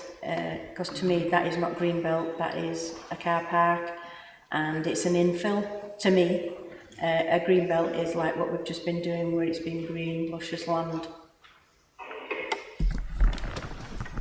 Yeah, well, the whole settlement of Wakefield is washed over by the greenbelt, unfortunately. It's a bit of it's classed as an infill settlement, so it is a little bit of an anomaly in that regard. I think as the officers have highlighted, it's classed as previously developed land in the greenbelt, so it's different from, as you say, an open green field, albeit there are policies in place that do still protect these areas of land. I think the argument we're advancing is that because of the very specific nature of the site, sandwiched in between buildings, adjacent to a car park, there should perhaps be a greater degree of flexibility in terms of what would be allowed, rather than if we were proposing this in the middle of a field. Any further questions? No? Any questions to Fiona? Councillor Taylor. Thank you. It says here that it talks about existing previously developed car park sites. What's happened? Has it been developed already into something else, this car park? No, the fact that it's a car park means that it's previously developed in that sense, that it's tarmac surface. Councillor Jones? So going back over the 2 previous applications that we refused, and then looking at the reasons why they've been refused, which are obviously consistent, which I totally understand. And then this third one now is that it's actual fact, it's probably worse, isn't it? Because obviously it goes against, also a recommendation, which are there in fact to protect people's living environments, because people might find something initially and then after a week or 2 it's bad. So this is why we have these standards of design. So it's nice to see in fact there's that consistency, in which case, now this might be seen as being turning around. If this one was therefore contrary to recommendations accepted, could the applicant then go back to previously revisited ones and, using that word once more today, set a precedence? Thanks. I think I'm going to have to provide the same response as you've perhaps heard already today, in that we have to assess this particular application on its own merits. We can't prejudge what may come forward in the future. So obviously we need to just assess today what we've got as a single story one-bed dwelling. You didn't want to say that. Sorry. further questions for Fiona? Councillor Blizzard. Thank you, Chair. I'm just clutching at straws again, like I normally do, but if we didn't give permission, if we got refusal for this and we didn't give it as an approval, that would just be left as barren land. It'd just be left as a car park. It'd just be left as rubbish dumped there. It wouldn't be maintained whatsoever. So in my opinion, yeah, we're not hitting all the right marks what we should be hitting, but at least, I mean, even the architect said, or planner, whatever he is, even he said he'd lived there with his wife. It does make a home for somebody who don't want to live in a flat, who wants to live in a nice area. So if you look at it in that view, you know, I could say, yeah, it doesn't tick all those boxes what we should be ticking, but at least it gives somebody a home as well. That question to Fiona, not a question, not a comment. Yes, it would provide a home to somebody, I suppose. So yes, I agree with Councillor Blizzard in that sense. I can't really say much more, sorry. I didn't expect it, so thank you. No, dear. My concern on this one is the garden, because it's not really a garden, and it's looking at the fence to a rather, how can I put the next door's thing, the scrapyard. So my concern is anybody living there. I'm not very nice. I can see, I've noticed there's a gate into car park, the fencing. But my main thing is that they're sat there in a small piece of land. I know some don't want to garden, but it's the outlook of that is to a fence into a scrapyard next door. That's. Might make the scrap man, might use yard up. No further questions or comments then? Right, then we'll go to that. The officer's recommendation is for refusal. To have that moved? Move it. Second. In favour?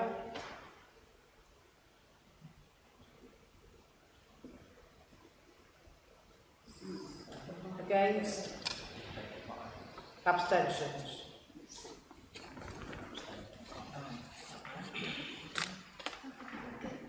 I didn't vote, I meant to go with the first one. So you're going for the first, you're going for 38 too. So then that is refused.